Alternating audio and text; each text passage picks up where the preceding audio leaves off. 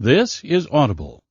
Audio Renaissance presents The Psychology of Self-Esteem by Nathaniel Branden, read by the author. Hello.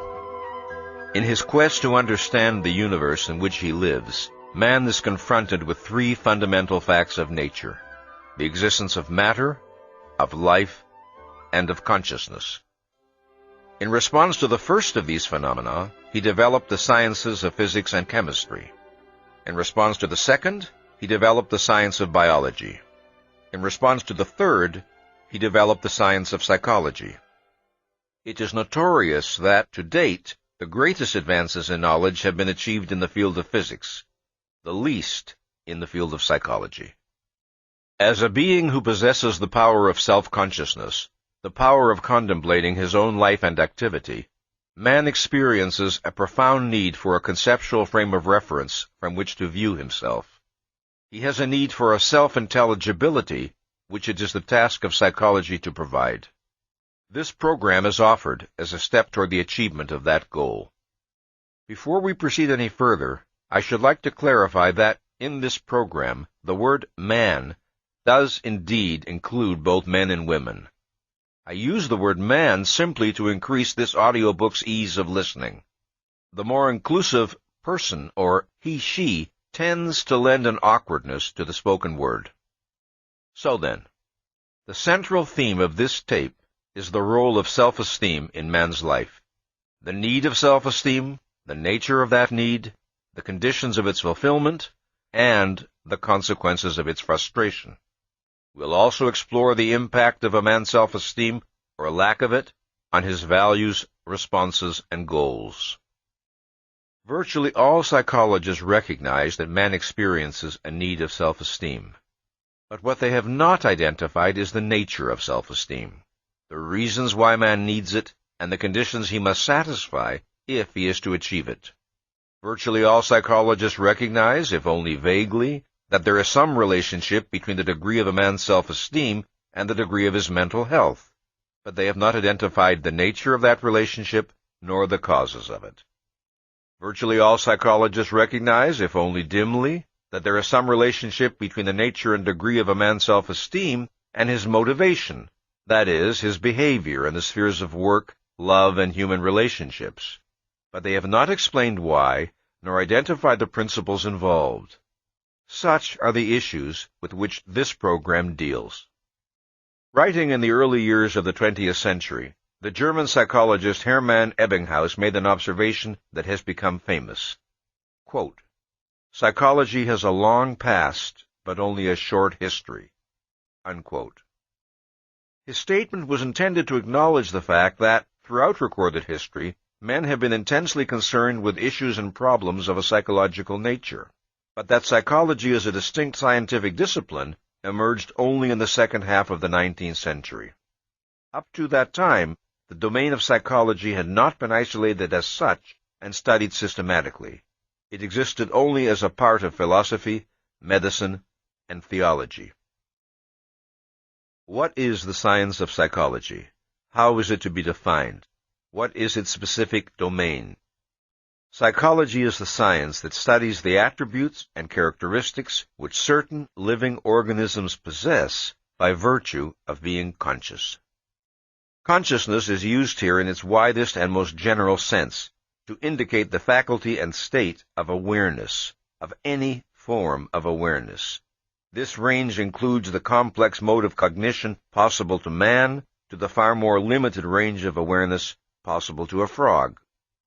The more complex and highly developed the nervous system of a given species, the greater is the range of its consciousness. Man's is the most highly developed nervous system, and his is the widest range of awareness. The chimpanzee's is less, the cat's still less, the frog's still less. While psychology is concerned with all conscious organisms, it is primarily concerned with the study of man. Man's defining attribute, which distinguishes him from all other living species, is his ability to reason. This means to extend the range of his awareness beyond the perceptual concretes immediately confronting him, to abstract, to integrate, to grasp principles, to apprehend reality on the conceptual level of consciousness. An animal's range is only as wide as its percepts. The rudimentary forms of inference of which it may be capable are entirely dependent on the physical cues within its immediate sensory field, in the context of past experience.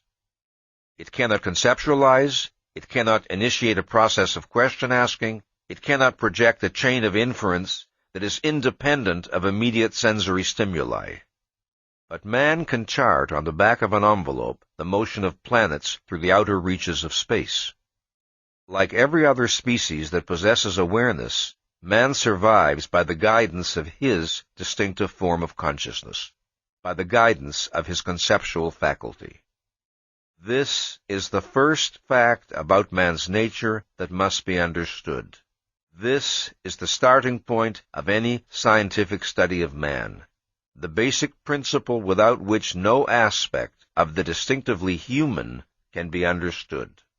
Whether one is seeking to understand the nature of emotion, or the psychology of family relationships, or the causes of mental illness, or the meaning of love, one must begin by identifying the fact upon which any subsequent analysis of man necessarily rests. That is, that man is a rational being, a being whose distinctive form of consciousness is conceptual. Thus, psychology, as it pertains to man, is properly conceived and defined as the science that studies the attributes and characteristics which man possesses by virtue of his rational faculty.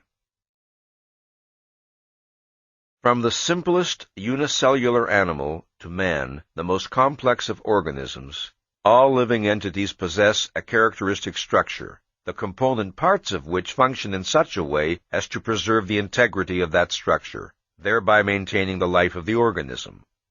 When an organism ceases to perform the actions necessary to maintain its structural integrity, it dies. For all living entities, action is a necessity of survival. Life is motion, a process of self-sustaining action that an organism must carry on constantly in order to remain in existence. Biologically, inactivity is death. The action that an organism must perform is both internal, as in the process of metabolism, and external, as in the process of seeking food. An organism maintains itself by exercising its capacities in order to satisfy its needs.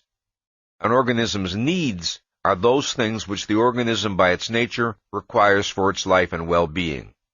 An organism's capacities are its inherent potentialities for action. When a physical or psychological need fails to be fulfilled, the result is danger to the organism. However, needs differ in the degree of their urgency and in the form of the threat which they potentially pose. This is most easily seen in the case of physical needs, but the principle applies to all needs. Man has a need of oxygen and of food, but whereas he can survive for days without food, he can survive for only minutes without oxygen. Man can survive much longer without vitamin C than without water, but both are needs. In some cases, the frustration of a need results in immediate death. In other cases, the process can take years. And need frustration does not have to result in the organism's destruction directly. Instead, it can undermine the organism's overall capacity to live and thus make the organism vulnerable to destruction from many different sources. This principle is important to remember in considering the frustration of psychological needs. A desire or a wish is not the equivalent of a need. The fact that a great many men may desire a thing does not prove that it represents a need inherent in human nature. Needs must be objectively demonstrable. While the task of isolating and identifying man's physical needs is far from completed, biology has made enormous advances in this direction. With regard to the task of isolating and identifying man's mental needs, psychology is in a state of chaos. This chaos serves, however, to emphasize the fact that the nature of men's needs has to be discovered. Needs are not self-evident. Alleged needs must be proven by relating them to the requirements of man's survival.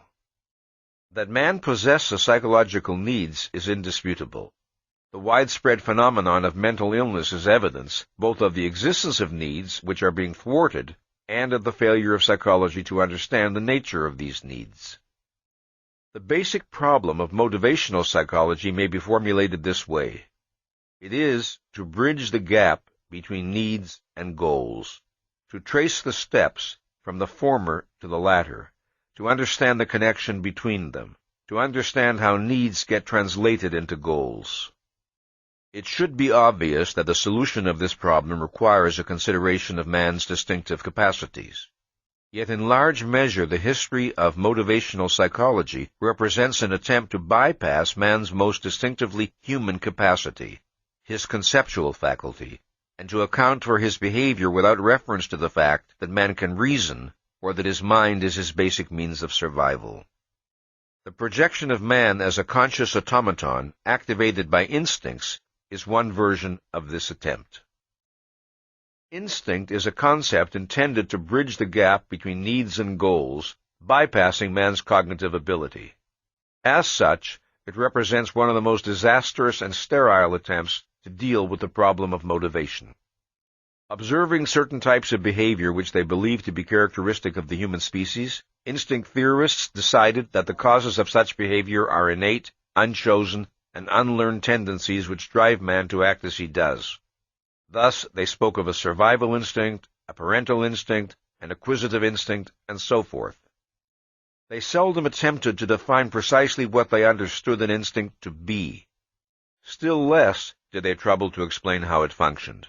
They vied with one another in compiling lists of the instincts their particular theory assumed man to possess, promising to account thereby for the ultimate sources of all human action. To account for man's actions in terms of undefinable instincts is to contribute nothing to human knowledge. It is only to confess that one does not know why man acts as he does. To observe that men engage in sexual activities and to conclude that man has a sex instinct, to observe that men seek food when they are hungry and to conclude that man has a hunger instinct, to observe that some men act destructively and to conclude that man has a destructive instinct, is to explain nothing. It is merely to place oneself in the same category as the physician in the anecdote who supposedly explains to a distraught mother that the reason why her child will not drink milk is that your child is just not a milk drinker. Man is born with needs, but he is not born with a knowledge of those needs and of how to satisfy them. Some of his simpler body maintenance needs are satisfied automatically, given the appropriate physical environment, by the function of his internal organs. An example is the need for oxygen, which is satisfied by the automatic function of his respiratory system. But the broad range of his more complex needs are not satisfied automatically. Man does not obtain food, shelter, or clothing by instinct. To grow food, to build a shelter, to weave cloth, requires consciousness, choice, discrimination, judgment. Man's body does not have the power to pursue such goals of its own volition. It does not have the power purposefully to rearrange the elements of nature, to reshape matter, independent of its consciousness, knowledge, and values. Unsatisfied, unfulfilled needs can set up a state of tension or disquietude or pain in man. This can prompt him to seek biologically appropriate actions, such as protecting himself against the elements. But the necessity of learning what is the appropriate action cannot be bypassed. Man's body only provides him with signals of pain or pleasure, but it does not tell him their causes. It does not tell him how to alleviate one or achieve the other. That must be learned by his mind. Man must discover the actions his life requires. It was not an instinct that enabled man to make fire, to build bridges, to perform surgery, to design a telescope. It was his ability to think. And if a man chooses not to think, if he chooses to risk his life in senseless dangers, to close his eyes rather than open his mind at the sight of any problem, if he chooses to seek escape from the responsibility of reason in alcohol or drugs, or to act in willfully stubborn defiance of his own objective self-interest, he has no instinct that will force his mind to function. He has no instinct that will compel him to value his life sufficiently to do the thinking and perform the actions which his life requires. To define man as a rational animal is not to imply that he is an animal who invariably functions rationally. Obviously, he is not. Rather, it is to identify the fact that his fundamental distinguishing characteristic, the attribute that essentially differentiates him from other animals, is his ability to reason, to apprehend reality on the conceptual level of consciousness. One of the most important consequences of man's possession of a conceptual faculty is his power of self-awareness. No other animal is capable of monitoring and reflecting on its own mental operations, of critically evaluating its own mental activity. No other animal is capable of deciding that a given process of mental activity is irrational or illogical, and of altering its subsequent mental operations accordingly. But the same conceptual faculty that confers on man a unique stature compels him to confront unique challenges. No other animal is explicitly aware of the issue of life or death that confronts all organisms. No other animal is aware of its own mortality, or has the power to extend its longevity through the acquisition of knowledge. No other animal has the ability and the responsibility to weigh its actions in terms of the long-range consequences for its own life. No other animal has the ability and the responsibility to continually work at extending its knowledge, thereby raising the level of its existence. No other animal faces such questions as, who am I? How should I seek to live? By what principles should I be guided in my actions? What goals ought I to pursue? What is to be the meaning of my life? The necessity of confronting such issues is essential to the human condition, to everything that is distinctive about man's life. All of man's unique achievements and all of his potential problems are consequences of his possession of the conceptual form of awareness. The relation of man's reason to his survival is the first of two basic principles of man's nature which are indispensable to an understanding of his psychology and behavior. The second is that the exercise of his rational faculty, unlike an animal's use of his senses, is not automatic. The decision to think is not biologically programmed in man.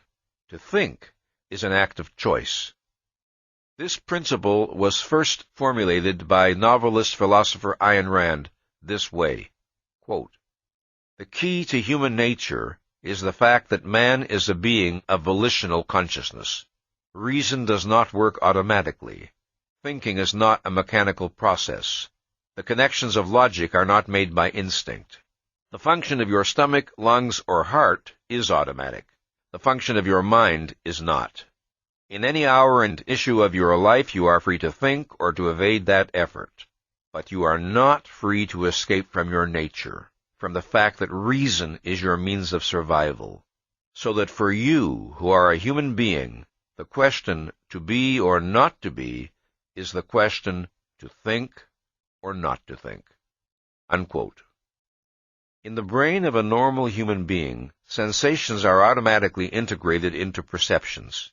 That is, they are wired into the nervous system. This is not true of the conceptual level of consciousness.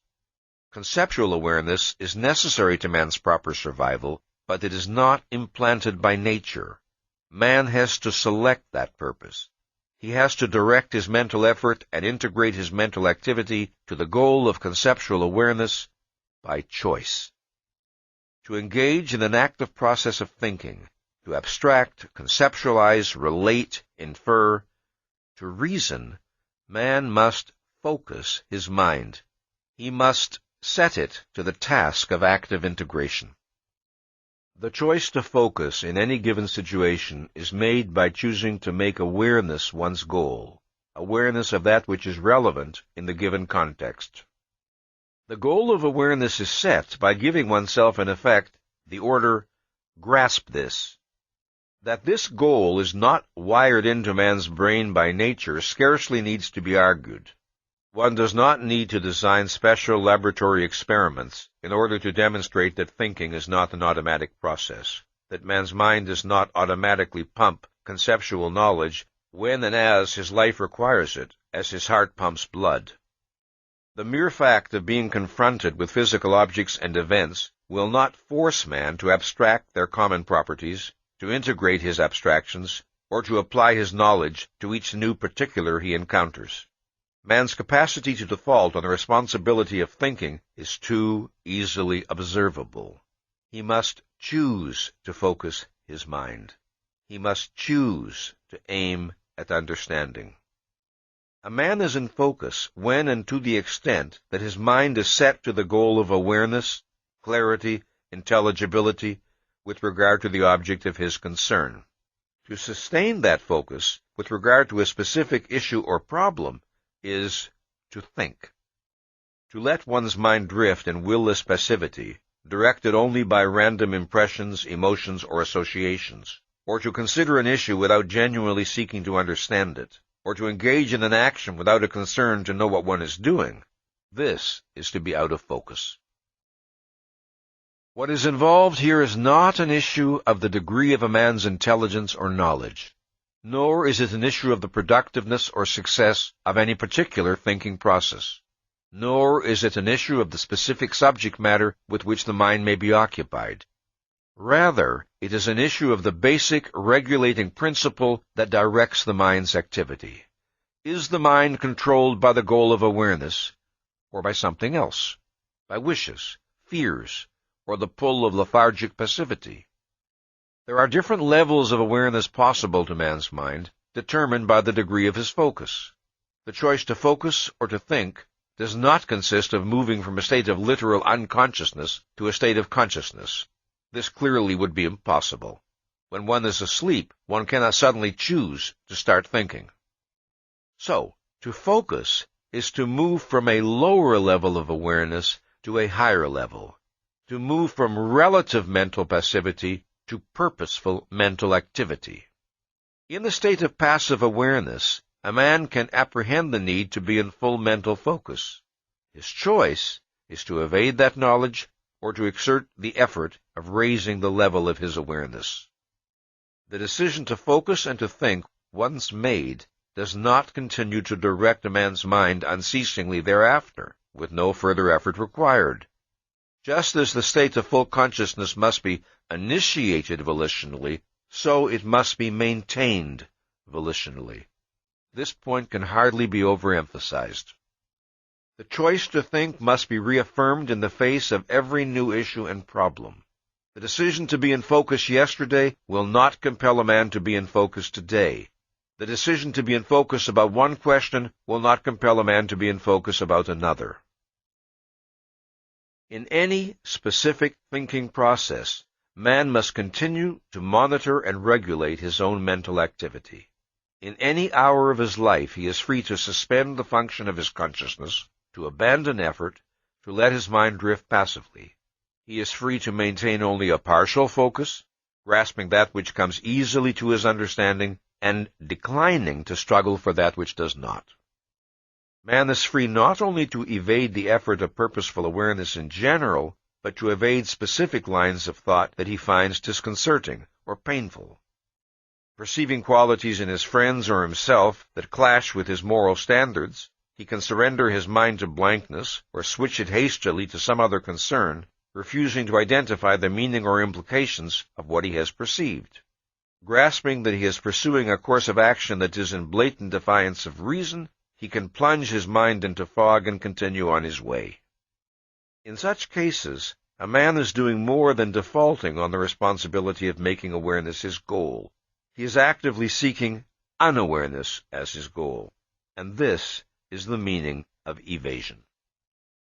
In the choice to focus or not to focus, to think or not to think, to activate the conceptual level of his consciousness or to suspend it, and in this choice alone, is man psychologically free.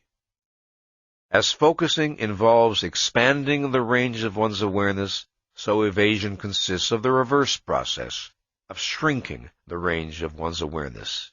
Evasion consists of refusing to raise the level of one's awareness when one knows that one should, or of lowering the level of one's awareness when one knows that one shouldn't. To evade a fact is to attempt to make it unreal to oneself, on the implicit premise that if one does not perceive the fact, it does not really exist, or its existence will not matter and will not entail any consequences. Man's life and well-being depend upon his maintaining a proper cognitive contact with reality, and this requires a full mental focus, maintained as a way of life, as a way of being. To be in focus does not mean that one must be engaged in the task of problem-solving every moment of one's waking existence. It means that one must know what one's mind is doing. The more consistently and conscientiously a man maintains a policy of being in full mental focus, of thinking, of judging the facts of reality that confront him, of knowing what he is doing and why, the easier and more seemingly natural the process becomes. The steadily increasing knowledge he acquires as a result of his policy, the growing sense of control over his existence, the growing self-confidence, all serve to put every emotional incentive on the side of his continuing to think. Further, they reduce the possibility of an incentive that could tempt him to evade. It is too clear to him that reality is not, and can never be, his enemy, that he has nothing to gain from self-inflicted blindness, and everything to lose. This does not mean that for such a man the policy of rationality becomes automatic. It will always remain volitional, but he has programmed himself to have every emotional incentive for rationality and none for irrationality. To borrow a phrase from Aristotle, he has learned to make rationality second nature to him. That is the psychological reward he earns for himself. But, and this must be emphasized, his psychological state must be maintained volitionally. He retains the power to betray it. In each new issue he encounters, he still must choose to think. This is the meaning of his free will. Free will, in the widest meaning of the term, is the doctrine that man is capable of performing actions which are not determined by forces outside his control, that man is capable of making choices which are not necessitated by antecedent factors. Man's free will consists of a single basic choice, to focus or not to focus, to think or not to think. This basic choice controls all of man's other choices and directs the course of his actions. His mind is an organ over which man has a specific, delimited, regulatory control. The driver of an automobile can steer the car in the chosen direction, but cannot alter or infringe the mechanical laws by which the car functions. In the same way, man can choose to focus, to aim his cognitive faculty in a given direction, but cannot alter or infringe the psychological laws by which his mind functions. If a man does not steer his car properly, he has no choice about the fact that he will end in a smash-up. Neither has the man who does not steer his mind properly. A man is free to think or not to think, but he is not free to escape the fact that if he fails to think, if he characteristically evades facing any facts or issues which he finds unpleasant, he will set in motion a complex chain of destructive psychological consequences. One of these will be a profound loss of self-esteem. This is a matter of demonstrable psychological law.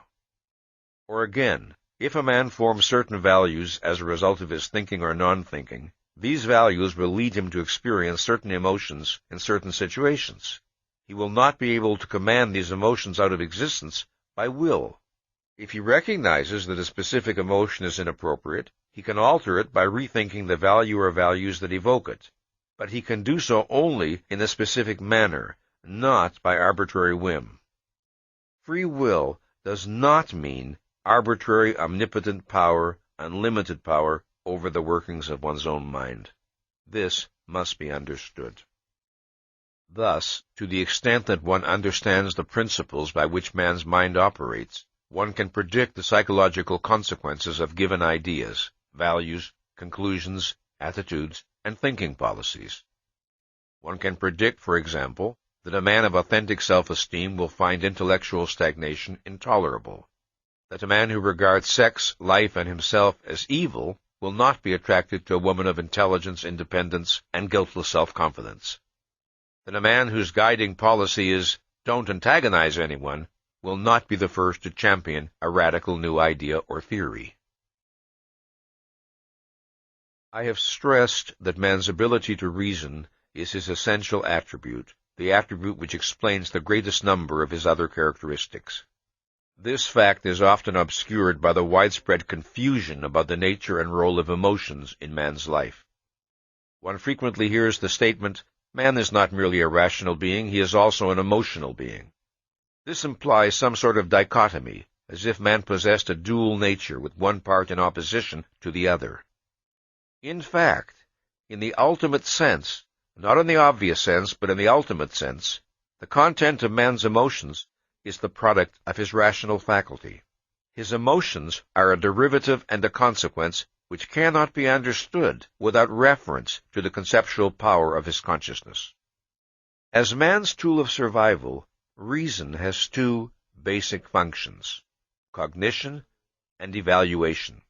The process of cognition consists of discovering what things are, of identifying their nature, their attributes, and properties.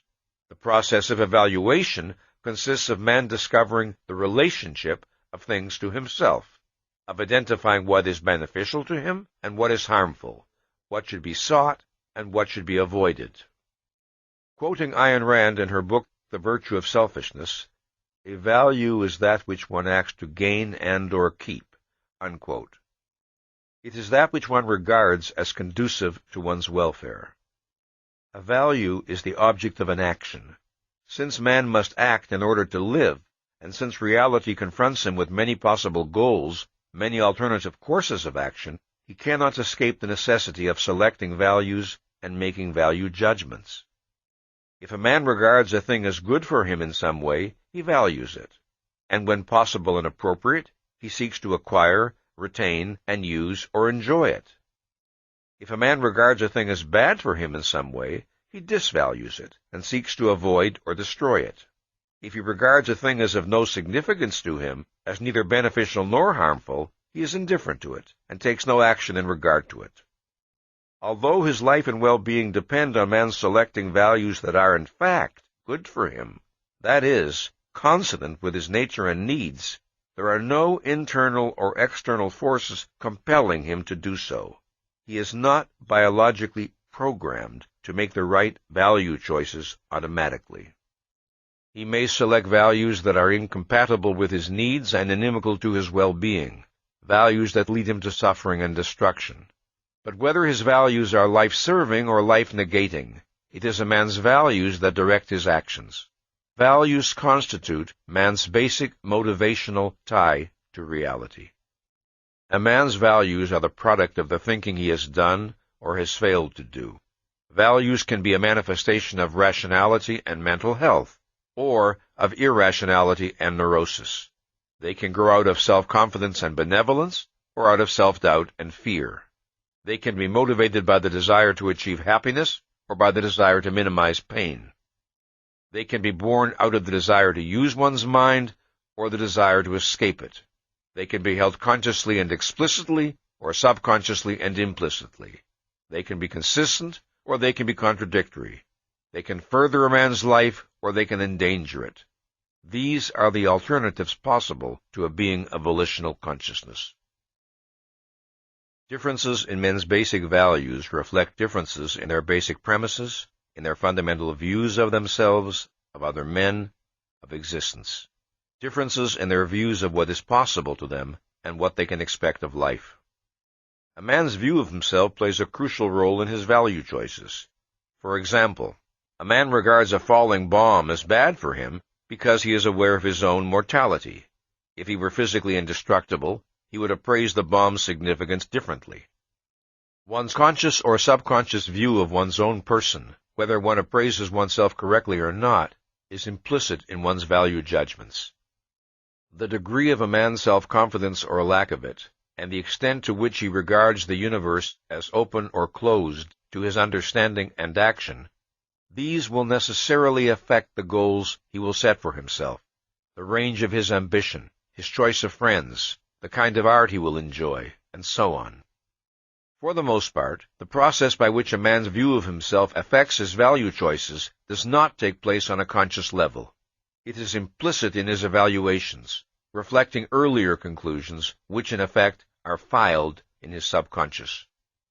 The subconscious is the sum of mental contents and processes that are outside of or below awareness. The subconscious operates as a storehouse of past knowledge, observations, and conclusions. It operates, in effect, as an electronic computer, performing super-rapid integrations of sensory and ideational material. Thus, his past knowledge, provided it has been properly assimilated, can be instantly available to man, while his conscious mind is free to deal with the new. This is the pattern of all human learning. Once, a man needed his full mental attention to learn to walk. Then the knowledge became automatized, and he was free to pursue new skills. Once, a man needed his full mental attention to learn to speak. Then the knowledge became automatized, and he was enabled to go forward to higher levels of accomplishment. Man moves from knowledge to more advanced knowledge, automatizing his discoveries as he proceeds. He turns his brain into an ever more efficacious instrument, if and to the extent that he continues the growth process. A man acquires values and disvalues. These too become automatized. He is not obliged in every situation he encounters to recall all of his values to his conscious mind in order to form an estimate. Example: if an experienced motorist perceives an oncoming truck veering toward a collision, he does not need a new act of conscious reasoning in order to grasp the fact of danger. Faster than any thought could take shape in words, he registers the significance of what he perceives, his foot flies to the brake, or his hands swiftly turn the wheel. One of the forms in which these lightning-like appraisals present themselves to man's conscious mind is via his emotions. So next, let's talk about emotions. His emotional capacity is man's automatic barometer of what is for him or against him within the context of his knowledge and values. The relationship of value judgments to emotions is that of cause to effect. An emotion is a value response. It is the automatic psychological result of a super-rapid subconscious appraisal. The sequence of psychological events is from perception to evaluation to emotional response. On the level of immediate awareness, however, the sequence is from perception to emotion. A person may or may not be consciously aware of the intervening value judgment. A separate act of focused awareness may be required to grasp it because of the extreme rapidity of the sequence. That a person may fail to identify either the judgment or the factors involved in it, that he may be conscious only of the perception and of his emotional response, is the fact which makes possible man's confusion about the nature and source of emotions. Emotions are not tools of cognition. To treat them as such is to put one's life and well-being in danger. What one feels in regard to any fact or issue is irrelevant to the question of whether one's judgment is true or false. It is not by means of one's emotions that one apprehends reality. The mere perception of an object has no power to create an emotion in man, let alone to determine the content of the emotion. The emotional response to an object is inexplicable, except in terms of the value significance of the object to the perceiver, and this necessarily implies a process of appraisal. For example, 3 men may look at a scoundrel. The first man recognizes to what extent this person has betrayed his status as a human being and feels contempt. The second man wonders how he can be safe in a world where such persons can prosper and feels fear. The third man secretly envies the scoundrel's success and feels a sneaking admiration. Note that all 3 men perceive the same object. The differences in their emotional reactions proceed from differences in their evaluation of the significance of what they perceive. Just as emotions are not created by objects of perception as such, so they are not the product of any sort of innate ideas. Having no innate knowledge of what is true or false, man can have no innate knowledge of what is good for him or evil. A man's values are a product of the quantity and quality of his thinking. The motivational power and function of emotions is evident in the fact that every emotion contains an inherent action tendency, that is, an impetus to perform some action related to the particular emotion. Love, for example, is a man's emotional response to that which he values highly. It entails the action tendency to achieve some form of contact with the loved person, to interact intellectually, emotionally, physically. The emotion of fear is a man's response to that which threatens his values. It entails the action tendency to avoid or flee from the feared object. The action involved is not always physical. For example, there are feelings of quiet happiness that invoke in man the desire only to remain still and contemplate the source of his happiness, or the beauty of the world around him. But every emotion carries some implication for action. This does not mean that the action should necessarily be taken. It may not be possible or appropriate in a given context. We don't have to act on a feeling just because we have it. The action implication of some emotions is negative. That is, they tend specifically to retard or inhibit action. This is evident in the case of acute depression. The person feels that nothing is worth doing, that action is futile, that he is helpless to achieve happiness. The impulse is toward stillness, passivity, withdrawal. Whether a man's emotional mechanism brings him happiness or suffering depends on its programming. It depends on the validity and consistency of his values. His emotional apparatus is a machine. Man is its driver. According to the values he selects, he makes the motivational power of his emotions work in the service of his life or against it. Reason and emotion are not antagonists. What may seem like a struggle between them is only a struggle between two opposing ideas, one of which is not conscious and manifests itself only in the form of a feeling. The resolution of such conflicts is not always simple. It depends on the complexity of the issues involved. But resolutions are achievable, and the necessary first step is to recognize the actual nature of that which needs to be resolved. The guiltless emotional spontaneity that men long for, the freedom from torturing self-doubts, enervating depression, and paralyzing fears, is a proper and achievable goal. But it is possible only on the basis of a rational view of emotions and of their relation to thought. It is possible only if one's emotions are not a mystery, only if one does not have to fear that they may lead one to destruction. It is the reward of a person who has assumed the responsibility of identifying and validating the values that underlie his emotions, the person for whom emotional freedom and openness do not mean the suspension of awareness. The single most formidable obstacle to identifying the roots of one's emotions is repression.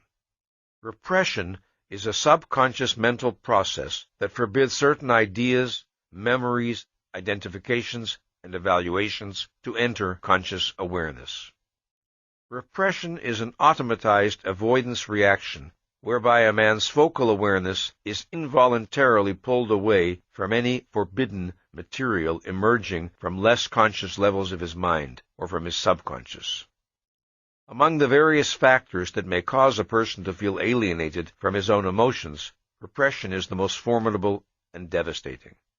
But it is not emotions as such that are repressed. An emotion cannot be repressed. If it is not felt, it is not an emotion. Repression is always directed at thoughts.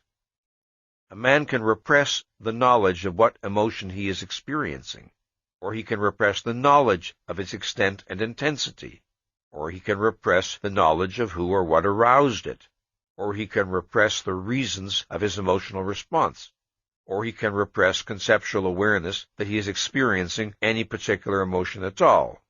He can tell himself that he feels nothing. Repression differs from evasion in that evasion is instigated consciously and volitionally.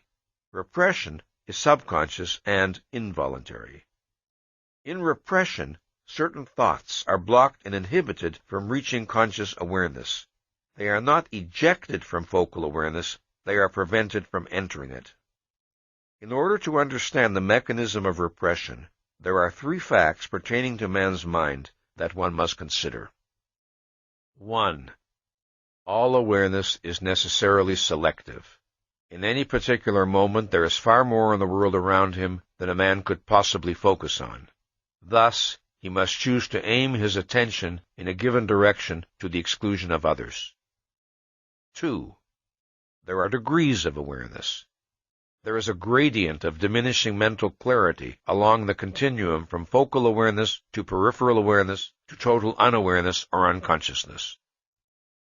3. Man is a self-programmer. To an extent immeasurably greater than any other living species, he has the ability to retain, integrate, and automatize knowledge. As a man develops, the quantity of programmed data in his brain grows immeasurably, expanding the range and efficacy of his mind. Cognitions, evaluations, physical skills, all are programmed and automatized in the course of normal human development. It is this programming, retained on the subconscious level, that makes possible man's continued intellectual growth. It also makes possible the instantaneous cognitive, emotional, and physical reactions without which he could not survive. When a man's mind is in active focus, the goal or purpose he has set determines what material will be fed to him from the subconscious. If, for instance, a man is thinking about a problem in physics, then it is the material relevant to that particular problem that will normally flow into his conscious mind.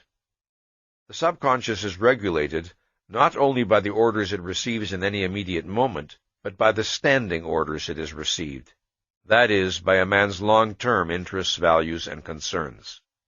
These affect how material is retained and classified, under which conditions it is reactivated, and what kind of subconscious connections are formed in response to new stimuli or data.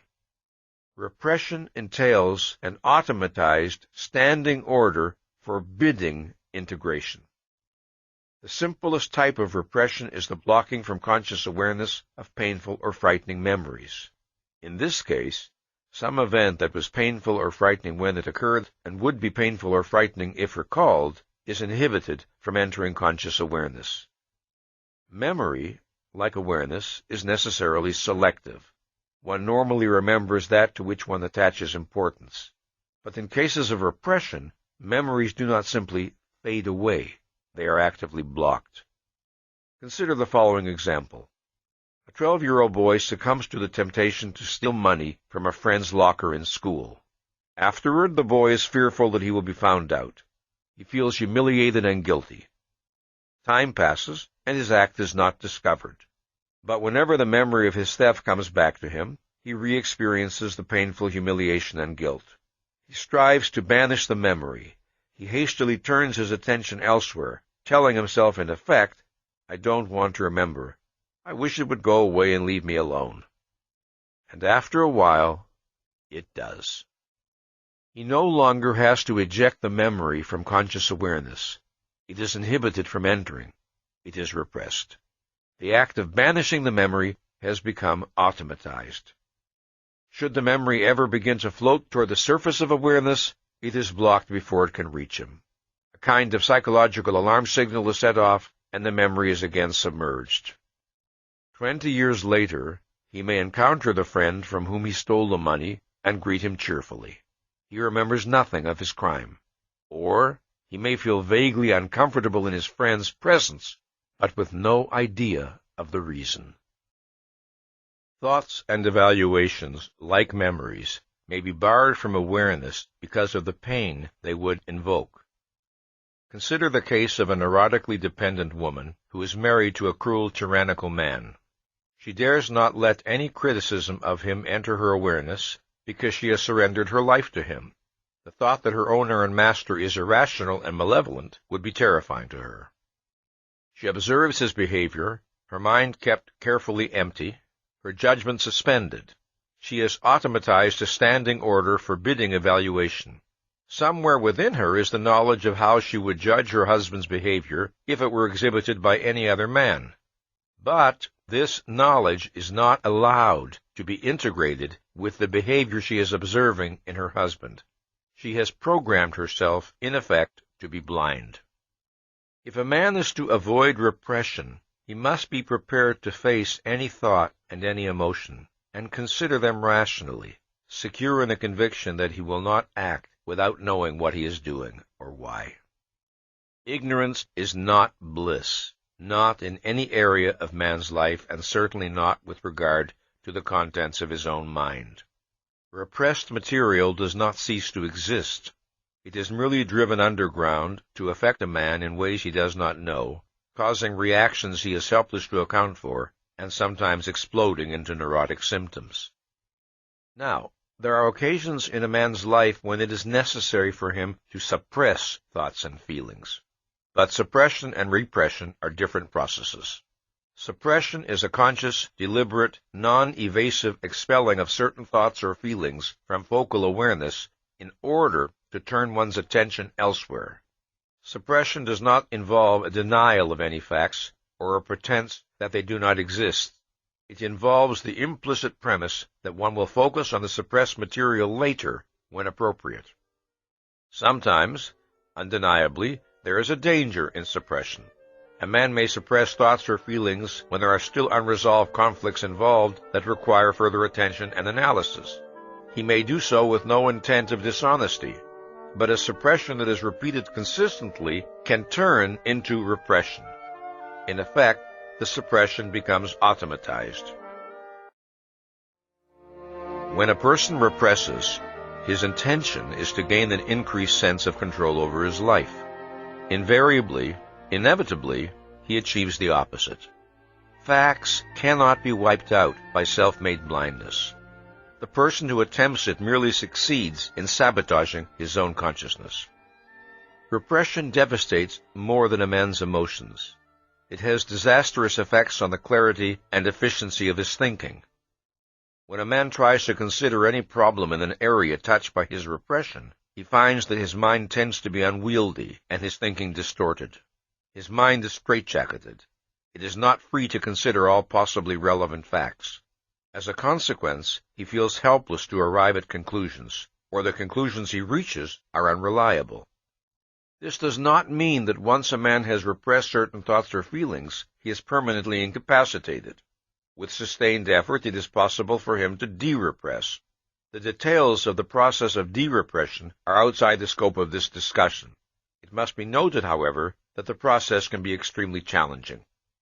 In order to avoid repression, or in order to de-repress, it is imperative that a man adopt a policy of becoming aware of his emotions, of paying attention to his emotions, that he take note of and conceptualize his emotional reactions, and that he identify their reasons.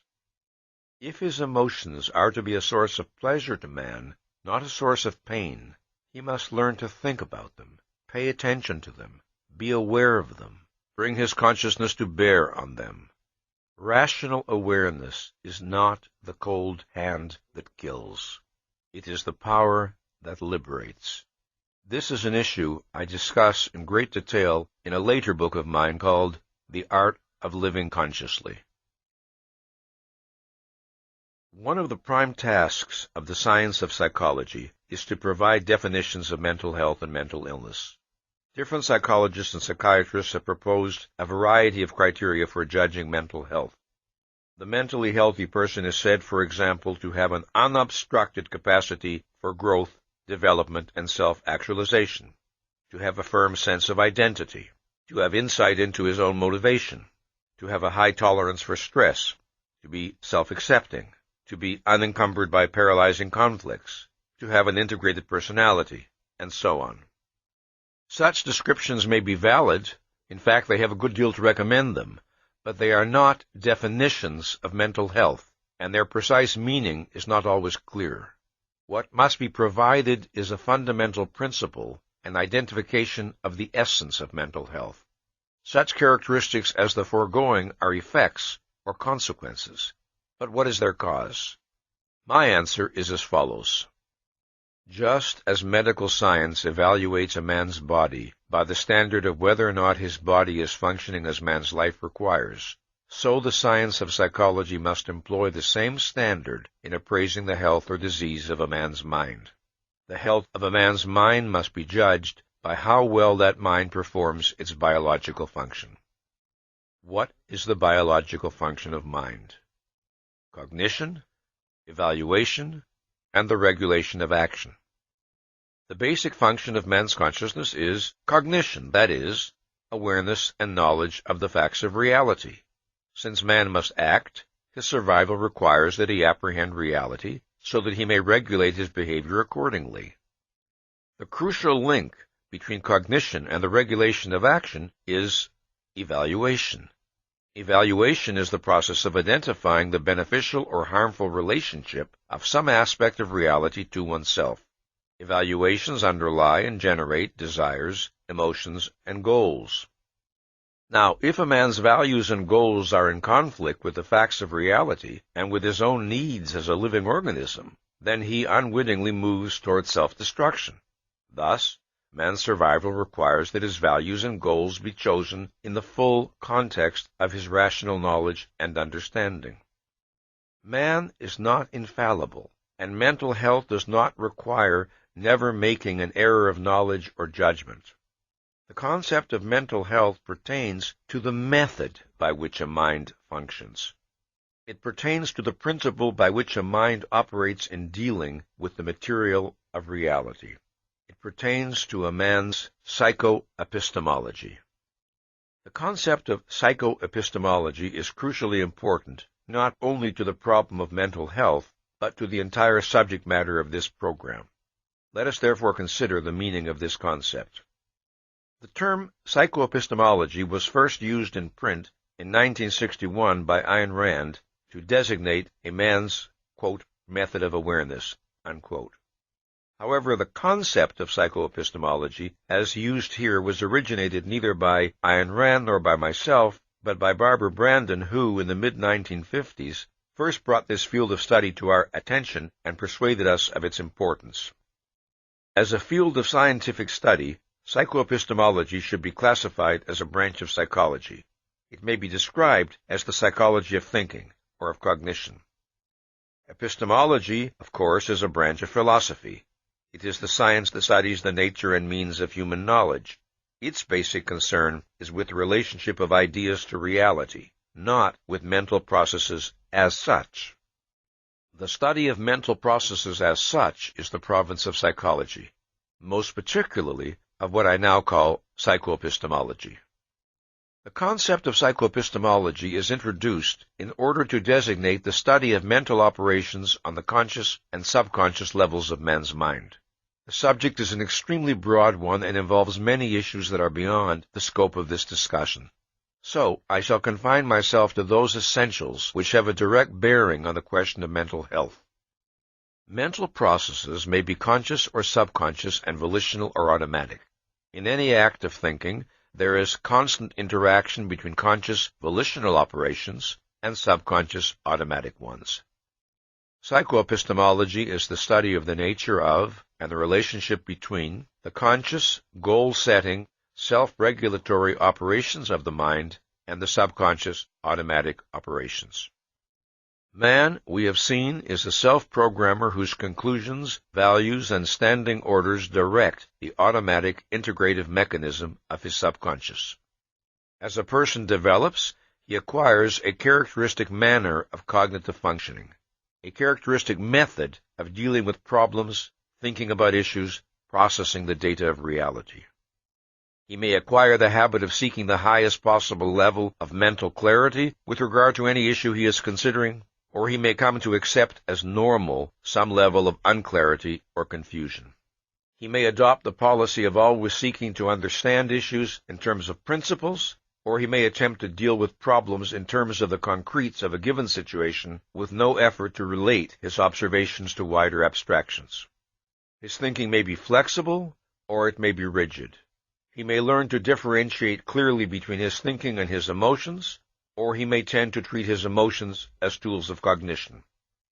The mental habits a person acquires and the standing orders he establishes constitute his characteristic psycho-epistemology, his self-program method of mental functioning. A person's characteristic psycho-epistemology may or may not be appropriate to the task of apprehending reality, or may be appropriate to a greater or lesser degree.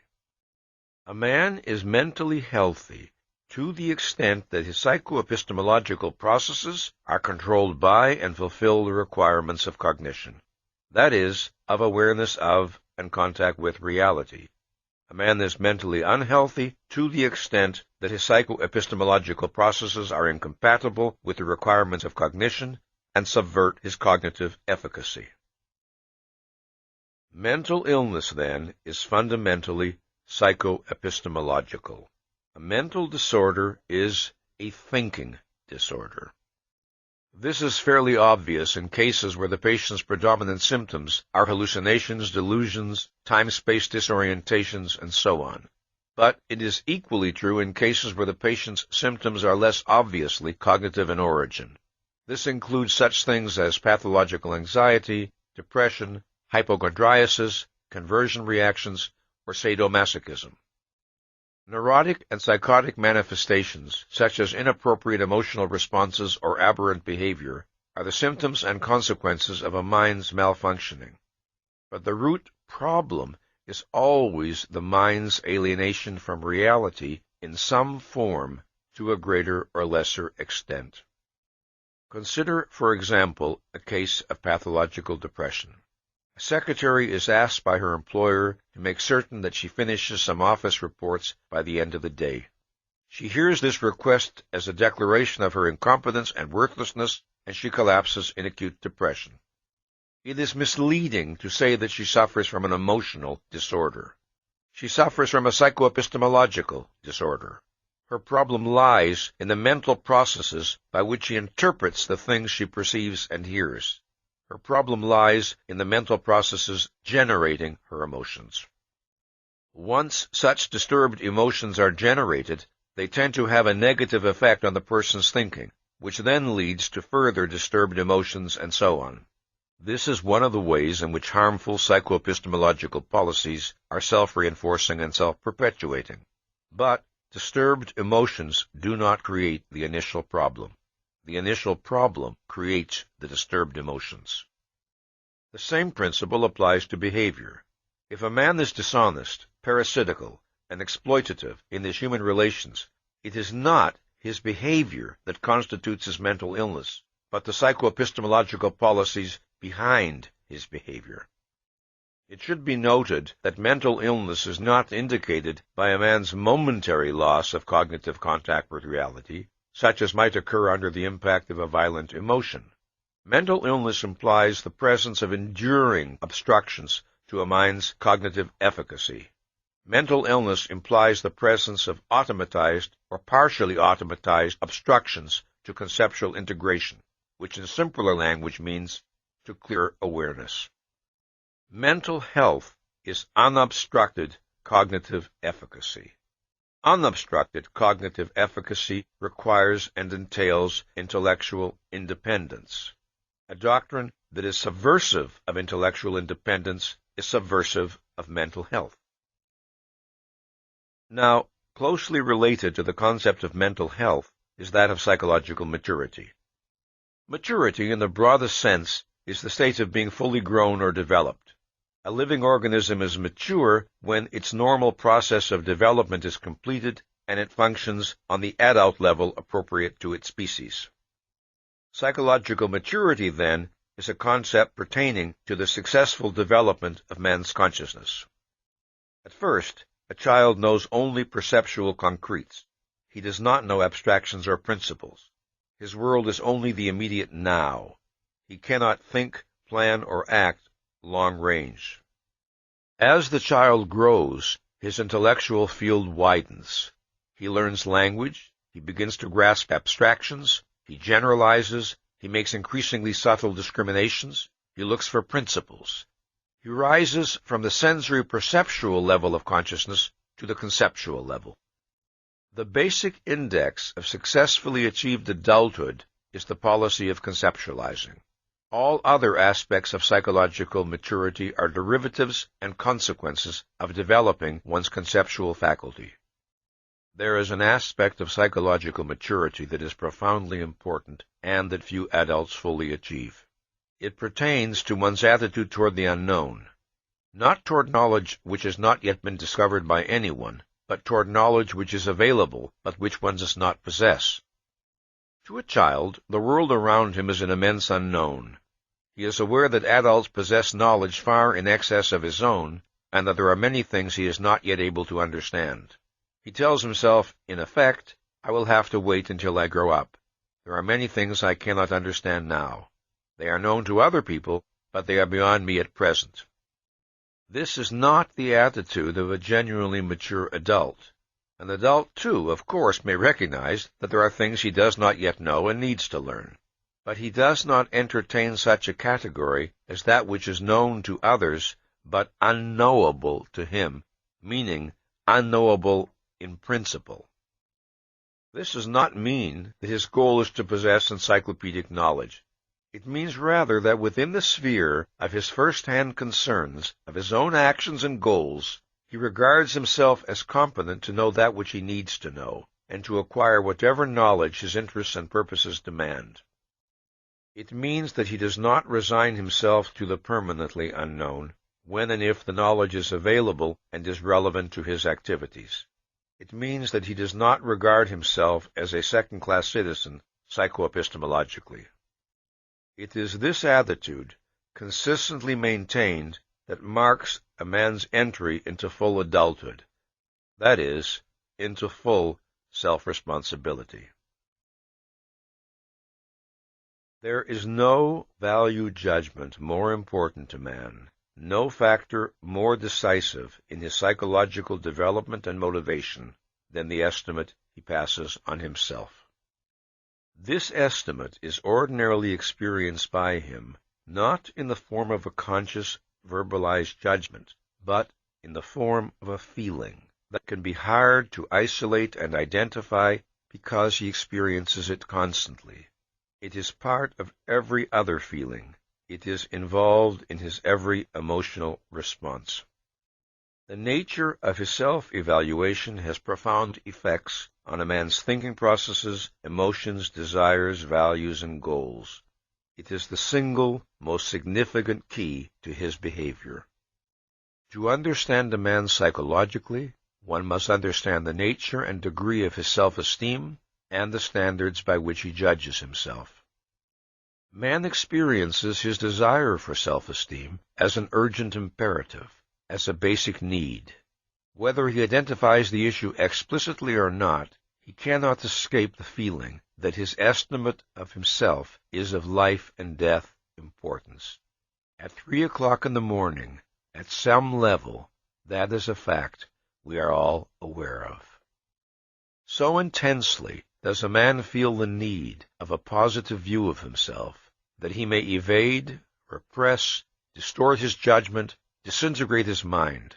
This in order to avoid coming face to face with facts that would affect his self-appraisal adversely.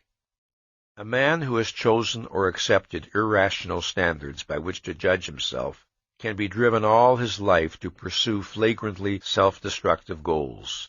This in order to assure himself that he possesses a self-esteem which in fact he does not have. If and to the extent that men lack self-esteem, they feel driven to fake it, to create the illusion of self-esteem. Thus they condemn themselves to chronic psychological fraud. Self-esteem has two interrelated aspects or components. It entails a sense of personal efficacy and a sense of personal worth. It is the integrated sum of self-confidence and self-respect. It is the conviction that one is competent to live and worthy of living. Man's need of self-esteem is inherent in his nature, but he is not born with the knowledge of what will satisfy that need or of the standard by which self-esteem is to be gauged. He must discover it. Here is where our earlier discussion of needs becomes relevant.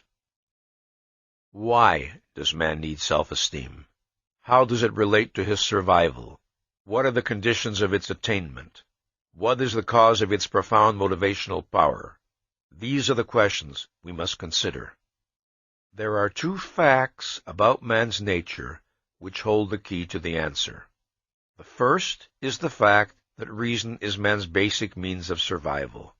The second is the fact that the exercise of his rational faculty is volitional. Most men do not identify the role and importance of reason in their lives. But from the time that the child acquires the capacity of conceptual functioning, he becomes increasingly aware, implicitly and subverbally, of his responsibility for regulating his mind's activity. He acquires the ability to discriminate between the state of mental focus and the state of mental fog, and to choose one state or the other.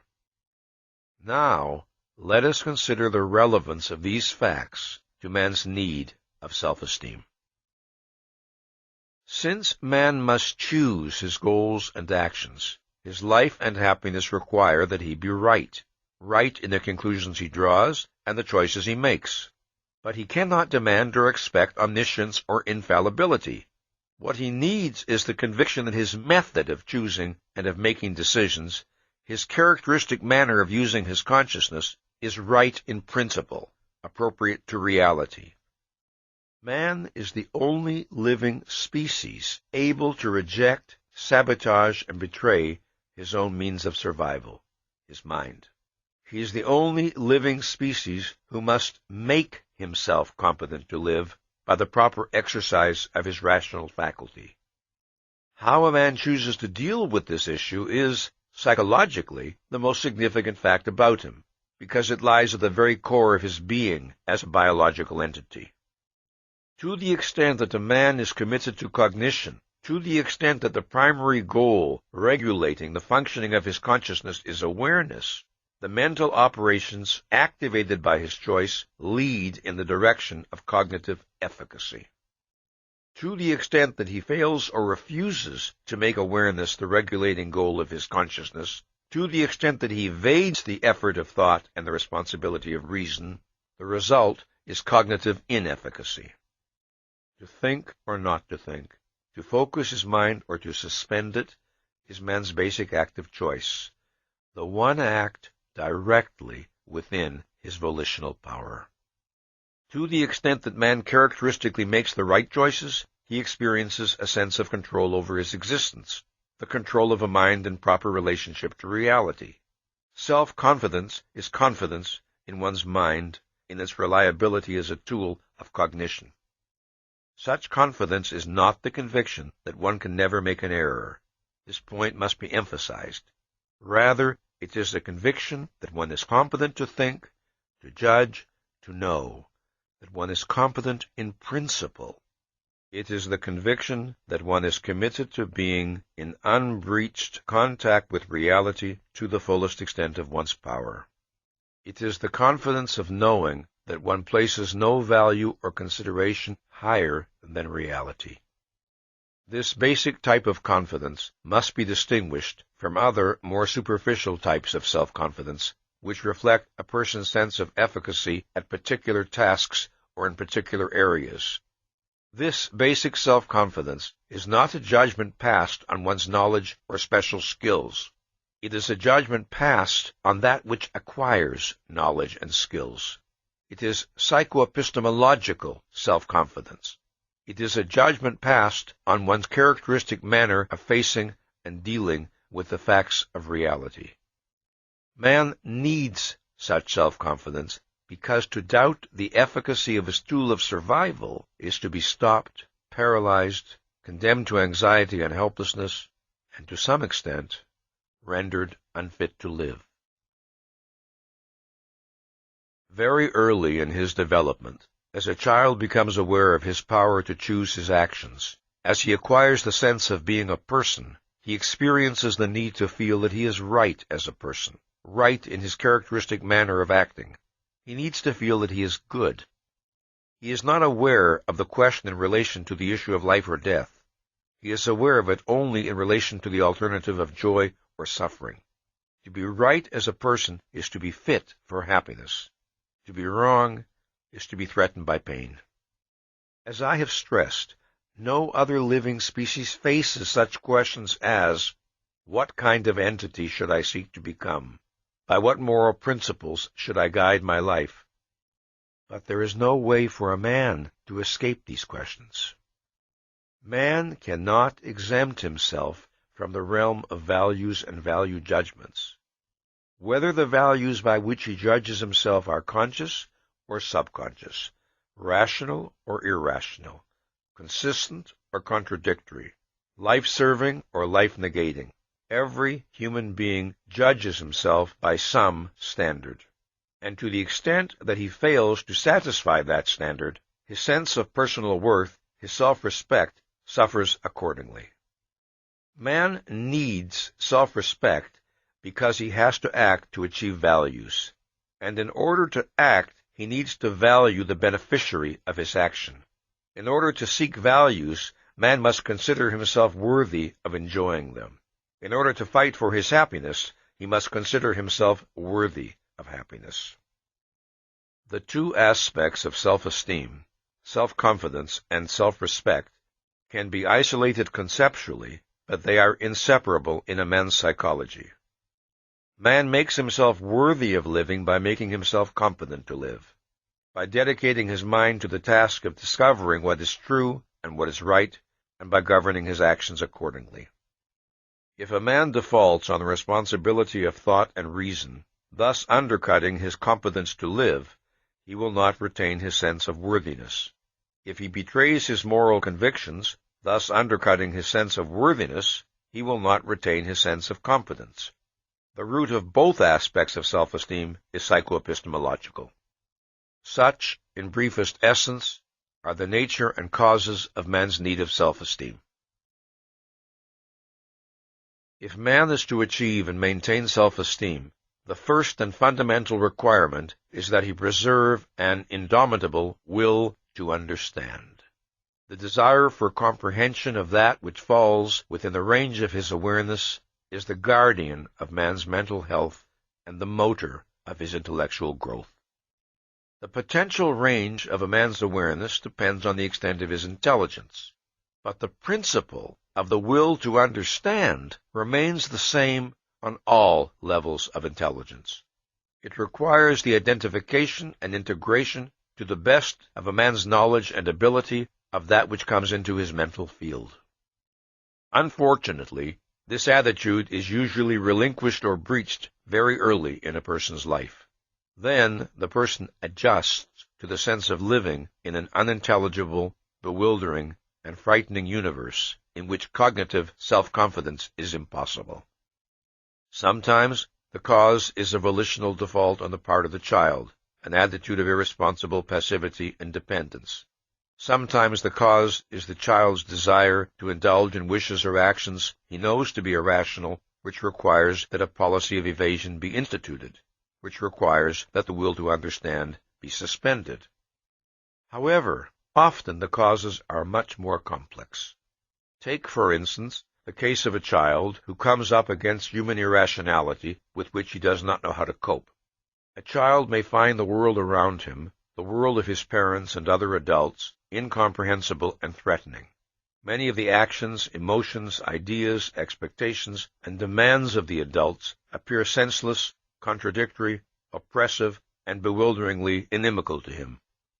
After a number of unsuccessful attempts to understand their policies and behavior, the child gives up, and, here is the tragedy, takes the blame for his feeling of helplessness.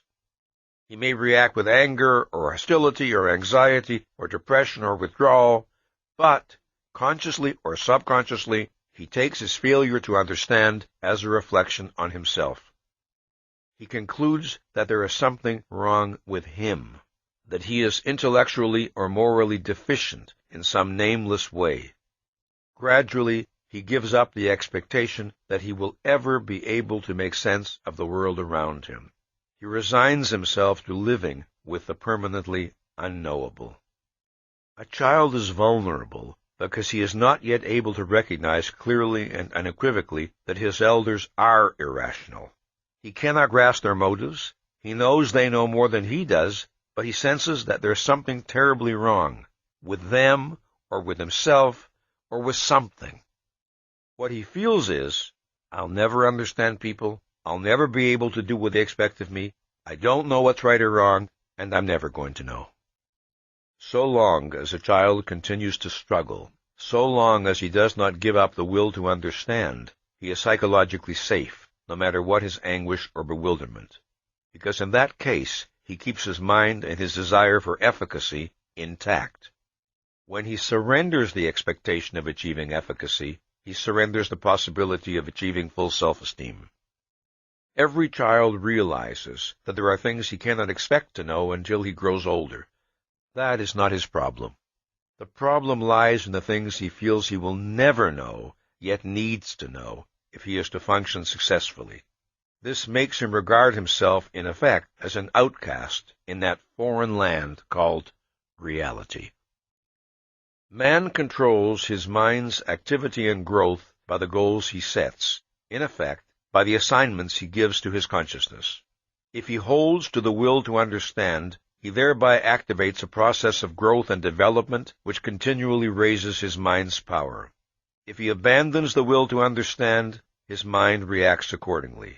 It does not continue to rise to higher levels of cognitive efficiency. This, then, is the basic condition necessary for the achievement of self-esteem, the preservation of the will to understand in every aspect of one's life. Now let us consider another condition necessary for the achievement of self-esteem. In the course of a human being's development, he encounters a problem which, according to how he chooses to deal with it, has profound repercussions on his self-esteem. First encountered in childhood, it is a problem that every person faces on some occasions in his life. There are times when a man's mind and emotions are not perfectly synchronized. He experiences desires or fears that clash with his rational understanding, and he must choose to follow either his rational understanding or his emotions. One of the most important things a child must learn is that emotions are not adequate guides to action. The fact that he desires to perform some action is not proof that he should perform it. The fact that he fears to perform some action is not proof that he should avoid performing it. Emotions are not tools of cognition nor criteria of judgment. The ability to distinguish between knowledge and feelings is an essential element in the process of a mind's healthy maturation. It is vital for the achievement and preservation of self-esteem. Self-esteem requires and entails what I call cognitive self-assertiveness, which is expressed through the policy of thinking, judging, and governing action accordingly. To sacrifice one's mind in favor of feelings one cannot justify or defend is to subvert one's self-esteem. If a man permits himself to be carried along passively by feelings he does not judge, he loses the sense of control over his existence that is essential to self-esteem. A child at first is not aware of such a dichotomy as valid desires versus invalid desires. He comes to learn from his experiences and from the teachings of his parents that some of the things he desires are good for him and others are not. Later he learns another subtler distinction. He is entitled to some of the things that he desires, but not to others. Thus he comes to learn that the validity of his desires must be judged. Consider the case of a child who is tempted to steal the toy of a friend. He hesitates because he knows that he has no right to the toy, and that he would be indignant if his friend were to steal one of his toys. But he wants this particular toy, so he evades his knowledge and commits the theft. Within a few months he forgets about the incident, but its consequences are not ended. Wordlessly registered in his mind is the principle that it is permissible at times to ignore knowledge and facts in order to indulge a desire. This is the legacy of his theft. This, plus a residue of vague, nameless guilt, the sense of some inner uncleanliness, the state of a mind learning to distrust itself. He is free subsequently to repudiate this principle consciously and expunge it from his psychology. But if he fails to do so, if instead he reinforces it by repeated acts of evasion and irrational emotional indulgence, he undermines his self-esteem still further. How badly his self-esteem is damaged will depend on the frequency of his evasions, the extent of the knowledge he evades, and the nature of the desires he indulges. Some offenses are clearly more serious than others. If a person develops healthily, mind and emotions tend to achieve harmony. He is not chronically torn by conflicts between his desires and his knowledge. But no matter how well integrated a person may be, The process of holding and integrating the full long-range context of his knowledge is not automatic or infallible. Thus, a man always has the responsibility of monitoring and appraising his desires. The majority of men as adults suffer from a significant deficit of self-esteem. The senseless tragedy of their lives is that most of them betrayed their mind not for the sake of gratifying some violent, if irrational passion, but for the sake of indulging meaningless or senseless whims that they can no longer remember. They betrayed their minds for the sake of being free to act on the impulse or spur of the moment without the responsibility of awareness or thought. They betrayed their minds more often than not over trivia. If it is psychologically disastrous to reject one's mind under the pressure of irrational desires, there is another practice which is perhaps more disastrous still, and that is rejecting one's mind under the pressure of fear. The sacrifice of one's mind to fear is a form of self-abnegation. Now, of course, the experience of fear per se is not abnormal or pathological. In many instances, fear has a definite value. It can activate man to cope with some danger. What is crucial for man's psychological well-being is his attitude toward fear, his method of dealing with it. For instance, it is very common for young children to have the experience of being frightened by a barking dog, but children can react to this experience in different ways. One child may be careful to avoid the dog as a practical precautionary measure. Later, he may learn that the dog is not harmful but playful and may make himself approach the dog and pat him until all fear is gone. Another child may avoid the dog after the first encounter, but continue to whimper and whine whenever he sees or hears the dog, even at a great distance. No amount of evidence that the dog is friendly alters his attitude. The difference in their reactions reflects the different attitudes they adopt toward their fear. The first child, even though afraid, remains in cognitive control. He does not permit the fear to overwhelm his consciousness. Consequently, he does not regard the fear and his avoidance of the dog as a reflection on himself or on his personal worth. He is able to grasp, when the evidence presents itself, that the dog is not in fact a danger to him, and his policy toward the dog changes accordingly. But the second child, overwhelmed by fear, his self-awareness is reduced to a sense of all-encompassing helplessness. Nothing is real to him, nothing matters, except that he is afraid. That is why his mind is not open to evidence that could change his policy toward the dog. In the life of a young child, a certain amount of fear is to be expected. Normally and healthily, with the growth of his knowledge and abilities, these fears are overcome and left behind, so that, with the transition to adulthood, fewer and fewer things have the power to invoke fear in him. The extent to which a child follows this course to full maturity depends on the policy he adopts for dealing with his fears. If, in such situations, a child struggles to preserve the clarity of his mind, he will find, as he grows older, that his susceptibility to fear diminishes radically.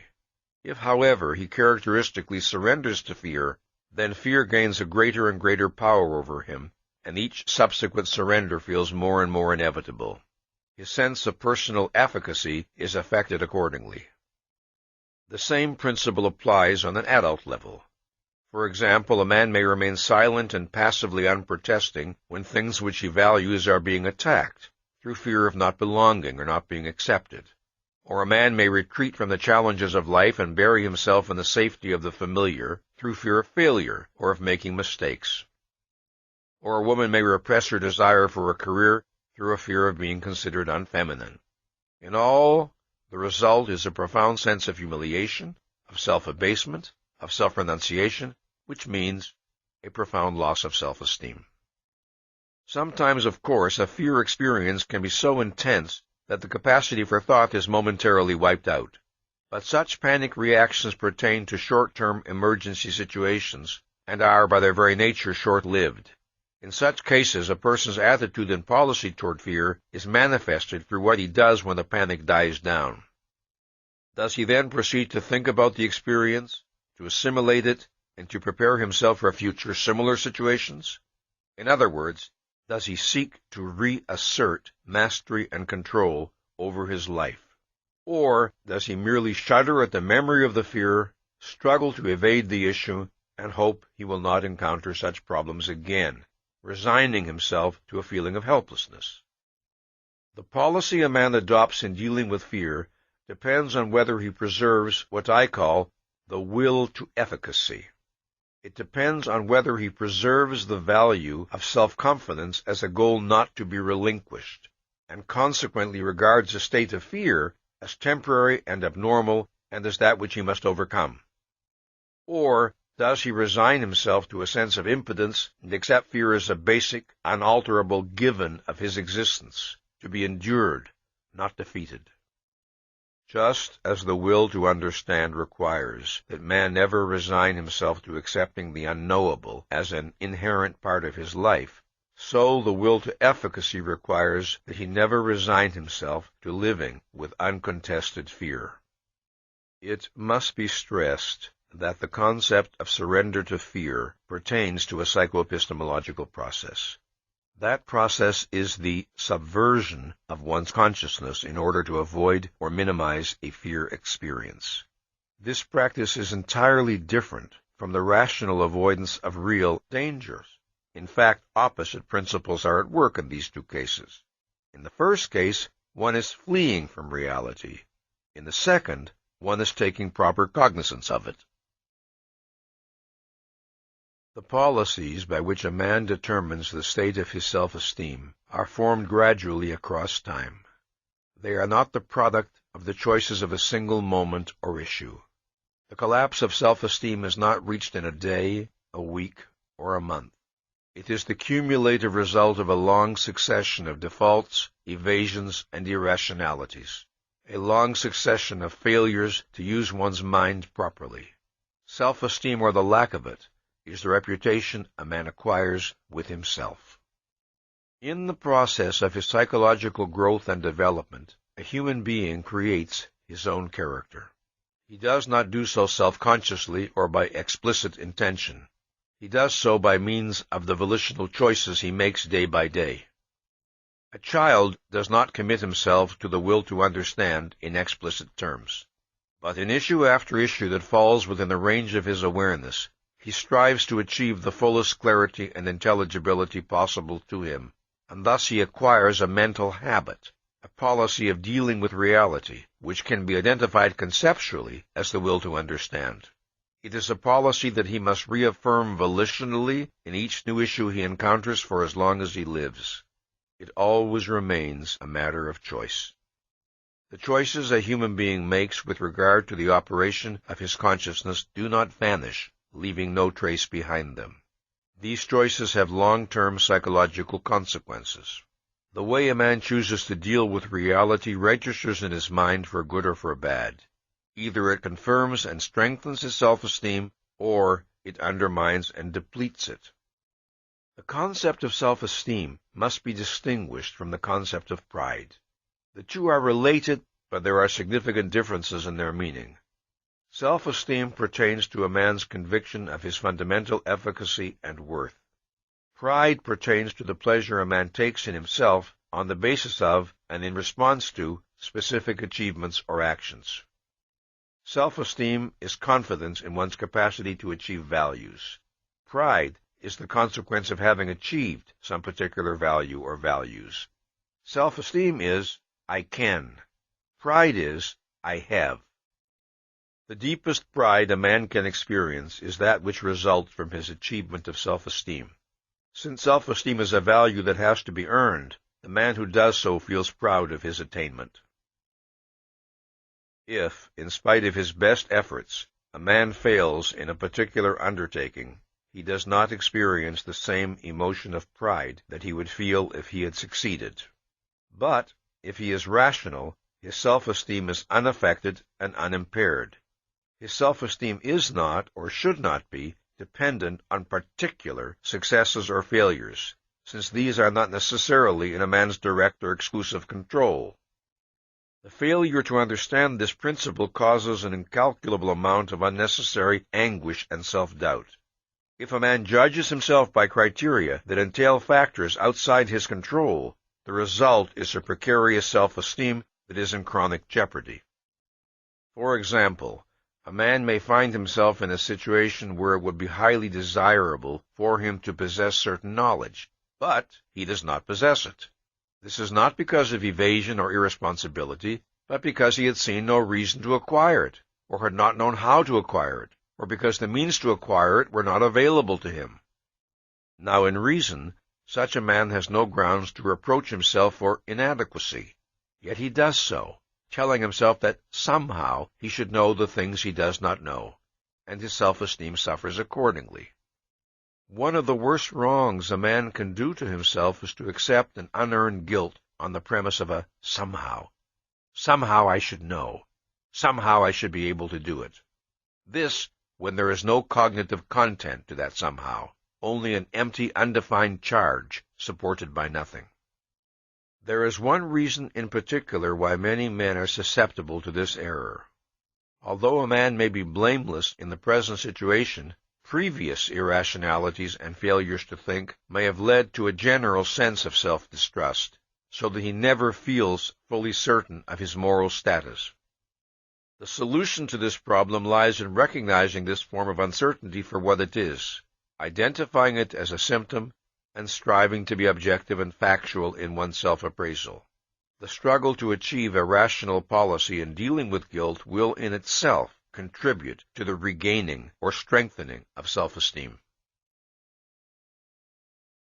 In analyzing the psychology of self-esteem, one of the most important aspects to consider is the relationship of self-esteem to productive work, and more broadly, to the growth and exercise of a man's mental abilities.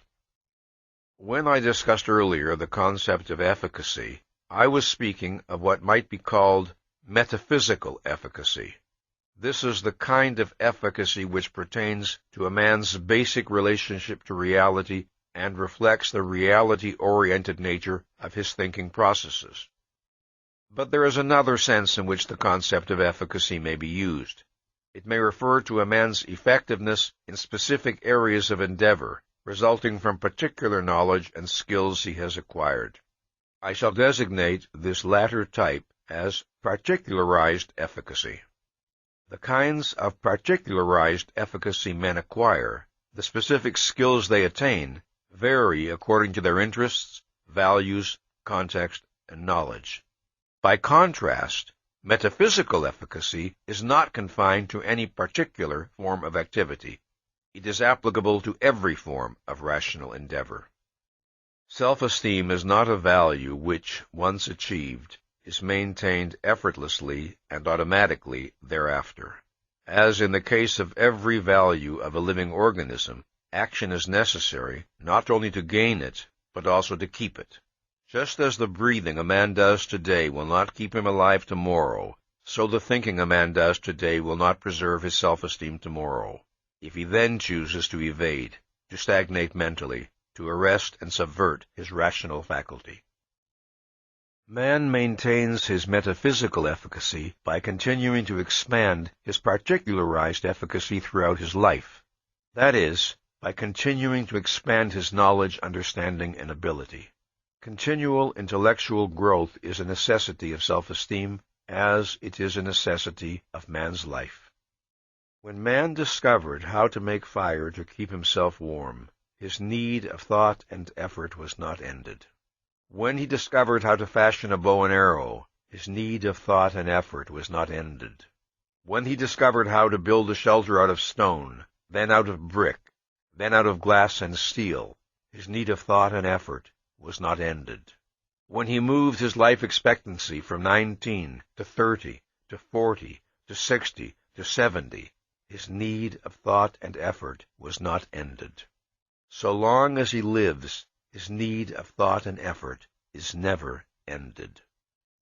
The desire to grow in knowledge and skills, in understanding and control, is the expression of a man's commitment to the life process and to the state of being human. If and when a man decides that, in effect, he has thought enough, that no further learning is necessary, that he has nowhere to go and nothing to achieve, then he has decided, In fact, whether he recognizes it or not, that he has lived enough. Stagnant passivity and self-esteem are incompatible. The foregoing should not be taken to mean that for the psychologically healthy man, life consists exclusively of problem-solving, productive work, and the pursuit of long-range goals. No. Leisure, recreation, love, and human companionship are vital elements in human existence. But productive work is the process through which a man achieves that sense of control over his life which is the precondition of his being able fully to enjoy the other values possible to him. The man whose life lacks direction or purpose, the man who has no productive aim, necessarily feels helpless and out of control. The man who feels helpless and out of control feels inadequate to and unfit for existence. And the man who feels unfit for existence is incapable of enjoying it.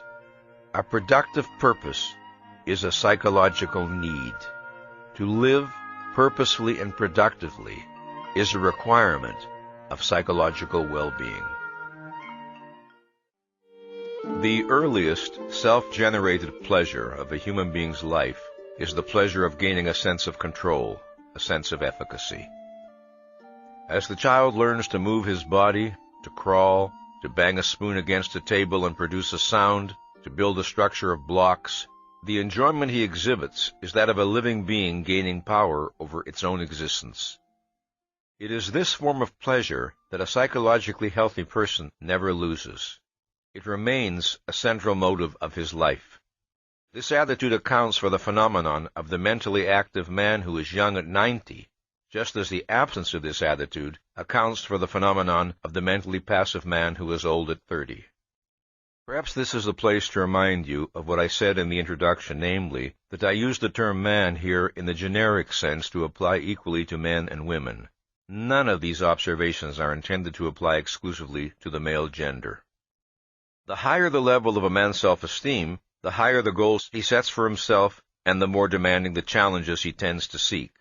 On any level of intelligence or ability, one of the characteristics of self-esteem is a man's eagerness for the new and the challenging, for that which will allow him to use his capacities to the fullest extent. In the same way, a fondness for the familiar, the routine, the unexacting, and a fear of the new and the difficult is almost certainly an indication of a self-esteem deficiency. It must be emphasized that productive achievement is a consequence and an expression of healthy self-esteem, not its cause. The cause of authentic self-esteem is psycho-epistemological, the rational, reality-directed character of a person's thinking processes. The causal sequence is as follows. A rational psycho-epistemology leads to the attainment of self-esteem. The two together lead to achievements. Achievements lead to pride. Failing to understand this causal sequence, many men make the disastrous error of attempting to base their self-esteem on how well they succeed in achieving particular productive goals.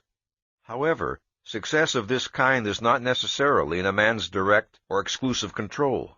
Since man is neither omniscient nor infallible, and since in many productive endeavors the participation of other people is involved, it is profoundly dangerous to a person's self-esteem to let his sense of personal worth depend on factors beyond his control. The possession of self-esteem does not provide a man with automatic immunity to errors that may have painful emotional consequences. Rationality does not guarantee infallibility. But a healthy self-esteem gives man a great weapon in dealing with errors. Since his own value and the efficacy of his mind are not in doubt, he is free to bring his full intellectual powers and knowledge to the task of identifying facts and dealing with problems. The foundation of his consciousness is secure, so to speak. Conversely, one of the most disastrous consequences of an impaired or deficient self-esteem is that it tends to hamper and undercut the efficiency of a person's thinking processes. It deprives him of the full strength and benefit of his own intelligence. There are many ways in which a deficiency in self-esteem can adversely affect a person's thinking processes. If a man who faces the basic problems of life with an attitude of, "Who am I to know? Who am I to decide?" the man is undercut intellectually at the outset. A mind does not struggle for that which it regards as impossible. If a man feels that his thinking is doomed to failure, he doesn't think, or doesn't think very persistently. If a man sees himself as helpless, ineffectual, his actions will tend to confirm and reinforce his negative self-image, thus setting up a vicious circle. By the same principle, a man who is confident of his efficacy will tend to function efficaciously. A man's self-appraisal has profound motivational consequences for good or for bad. Its most immediate impact is felt in the quality and ambitiousness of his thinking. Many men become, in effect, the psychological prisoners of their own negative self-image. They define themselves as weak or mediocre or unmasculine or cowardly or ineffectual, and their subsequent performance is affected accordingly. The process by which this occurs is subconscious. Most men do not hold their self-image in conscious, conceptual form. While men are capable of acting contrary to their negative self-image, and many men do so at least on some occasions, the factor that tends to prevent them from breaking free is their attitude of resignation toward their own state. This is a particularly tragic error. When a person suffers from low self-esteem and institutes various irrational defenses to protect himself from the knowledge of his deficiency, he necessarily introduces distortions into his thinking. Consider, for example, the case of a man who, lacking authentic self-esteem, attempts to gain a sense of personal value from the image of himself as a big operator in business, a daring and shrewd go-getter who is just one deal away from a fortune. He keeps losing money in one get-rich-quick scheme after another. He is always blind to the evidence that his plans are impractical, always boasting extravagantly, his eyes on nothing but the hypnotically dazzling image of himself as a brilliantly skillful businessman. In order to protect a view of himself that the facts of reality cannot sustain, he severs cognitive contact with reality. He moves from one disaster to another, his sight turned inward, dreading to discover that the vision of himself, which feels like a life-preserver, is in fact a noose choking him to death. There is no way to preserve the clarity of one's thinking so long as there are considerations in one's mind that take precedence over the facts of reality. Pretense, self-deception, role-playing are so much a part of most men's lives that they have virtually lost, if they ever possessed, the knowledge of what it means to have an unreserved respect for the facts of reality. That is, what it means to take reality seriously. They spend most of their lives in the subjective world of their own neurotic creation, then wonder why they feel anxiety and helplessness in the real world. The misery, frustration, and terror that characterize the psychological state of most men testify to two facts. First, that self-esteem is a basic need without which man cannot live the life proper to him, and second, that self-esteem can be achieved only by the consistent exercise of the one faculty that permits man to apprehend reality, his reason. Since self-esteem is a fundamental need of man's consciousness, men who fail to achieve self-esteem strive to fake it. They try to evade its lack and to seek protection from their state of inner dread behind the barricade of a pseudo-self-esteem. Let me explain what pseudo-self-esteem means. It is a non-rational, self-protective device to diminish anxiety and to provide a spurious sense of security, a device to assuage a need of authentic self-esteem while allowing the real causes of its lack to be evaded. A person's pseudo-self-esteem is maintained by two means, essentially. First, by evading, repressing, rationalizing, and otherwise denying ideas and feelings that could affect his self-appraisal adversely. And second, by seeking to derive his sense of efficacy and worth from something other than rationality, some alternative value or virtue which he experiences as less demanding or more easily attainable. This might include such things as doing one's duty, or being financially successful, or sexually attractive. This complex process of self-deception, on which the neurotic builds so much of his life, holds the key to his motivation, to his values, and his goals. To understand the nature and form of a particular man's pseudo-self-esteem is to understand the mainspring of his actions, to know, in effect, what makes him tick. In the psychology of a man of authentic self-value, there is no clash between his recognition of the facts of reality and the preservation of his self-esteem. This is because he bases his self-esteem on his determination to know and to act in accordance with the facts of reality as he understands them. But to the man of pseudo-self-esteem, reality appears as a threat. He feels in effect that it's reality or his self-esteem. This is why a man may be perfectly rational and lucid in an area that does not touch on or threaten his pseudo-self-esteem, and be flagrantly irrational, evasive, defensive, and even stupid in an area which is threatening to his self-appraisal. The process of evasion and repression is not sufficient to provide a neurotic with the illusion of self-esteem. That process is only part of the self-deception he perpetrates. The other part consists of the values he chooses as the means of achieving a sense of personal worth. In the process of choosing values, there is a fundamental difference in principle between the motivation of a man of self-esteem and a man of pseudo-self-esteem.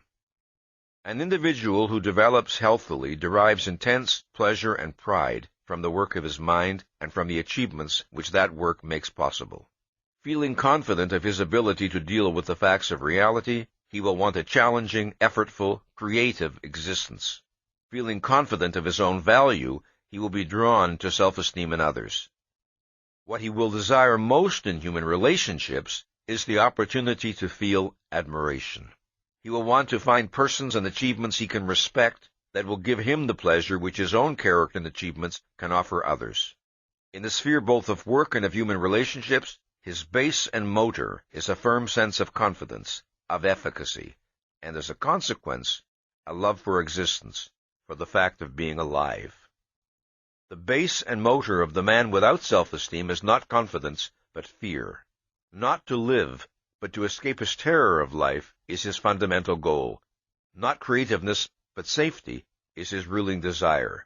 And what he seeks from others is not the chance to experience admiration, but an escape from moral values, an escape from moral judgment, a promise to be forgiven, to be accepted, to be taken care of, to be comforted and protected in a terrifying universe.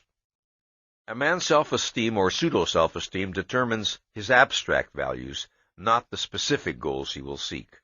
The latter proceed from a number of factors such as a person's intelligence, knowledge, premises, and personal context. For instance, a person of high self-esteem will desire intellectually challenging work, but whether he chooses to enter business or science or art depends on narrower, less fundamental considerations. Similarly, a man of pseudo-self-esteem will desire that others protect him from reality, but a variety of factors determine whether he feels more at home among the country club set, or the academic set, or the underworld set. The principle that distinguishes the basic motivation of a man of self-esteem from that of a man of pseudo-self-esteem is the principle of motivation by love versus motivation by fear. Love of self and of existence versus the fear that oneself is unfit for existence. Motivation by confidence versus motivation by terror. To the extent that a man lacks self-esteem, he lives negatively and defensively. When he chooses his particular values and goals, his primary motive is not to afford himself a positive enjoyment of existence, but to defend himself against anxiety, against painful feelings of inadequacy, self-doubt, and guilt. Values chosen in this manner may be termed defense values.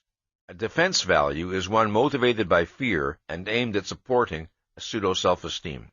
It is experienced in effect as a means of survival, as a substitute for rationality. It is an anti-anxiety device. Such a value is unhealthy, not necessarily by virtue of its nature, but by virtue of the motivation for choosing it. The value itself may not be irrational. What is irrational is the reason for its selection. Productive work, for instance, is a rational value. But escaping into work as a means of evading one's shortcomings and conflicts is obviously not rational. A significant characteristic of defense values is the unreasoning compulsiveness with which they are usually held. Men of pseudo-self-esteem cling to these values with blind tenacity and fanatical devotion as they would cling to a life-preserver in a stormy sea. Man's greatest fear is not of dying, but of feeling unfit to live.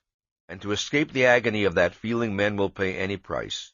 They will defy logic, they will sacrifice their practical self-interest, Sometimes they will even forfeit their life. With rare exceptions, they will pay any price except the one that could save them. They will not acknowledge the fraudulence of their defenses and work to achieve an authentic self-esteem. They will not accept the responsibility of living as rational beings. No evasion, no defense values, no strategy of self-deception can ever provide a man with a substitute for authentic self-esteem. The sense of efficacy and virtue men long for cannot be purchased by any of the self-frauds men perpetrate. Man needs the conviction that he is right for reality, right in principle, and only a policy of rationality can achieve it. The tragedy of most men's lives comes from their attempts to escape this fact. Self-esteem is the key to man's motivation, by virtue either of its presence or of its absence. And perhaps the most eloquent testimony to the urgency of man's need for self-esteem is the terror that haunts the lives of those who fail to achieve it, the twisted paths along which that terror drives them, and the inevitable wreckage at the end. There is no object of fear more terrifying to man than fear itself, and no fear more terrifying than that for which he knows no object. Yet to live with such fear as a haunting constant of their existence is the fate of countless millions of men and women. It has been the fate of most of the human race. I do not speak of that fear which few men can escape, the fear of dictatorship, of war, of enslavement, of economic collapse, of arbitrary, unpredictable violence. Such fear can be natural and rational, a realistically appropriate response to concrete and tangible dangers. The fear of which I speak occurs without the existence of any apparent perils. Its unique characteristic is that it appears to be causeless. Its victims know only that it has struck them, but they do not know why. Project the kind of terror a man would feel while hanging by a frayed rope over an abyss. Then omit the rope and the abyss. Conceive of a person victimized by such an emotion, not while suspended precariously in space, but while safely at home in his living room or at his office. This is pathological anxiety in its acute stage. Pathological anxiety is a state of dread experienced in the absence of any actual or impending objectively perceivable threat. Pathological anxiety differs from the ordinary fears of everyday life. Ordinary fear is a proportionate and localized reaction to a concrete, external, and immediate danger, such as fear of standing in the path of an oncoming car. It differs also from normal anxiety.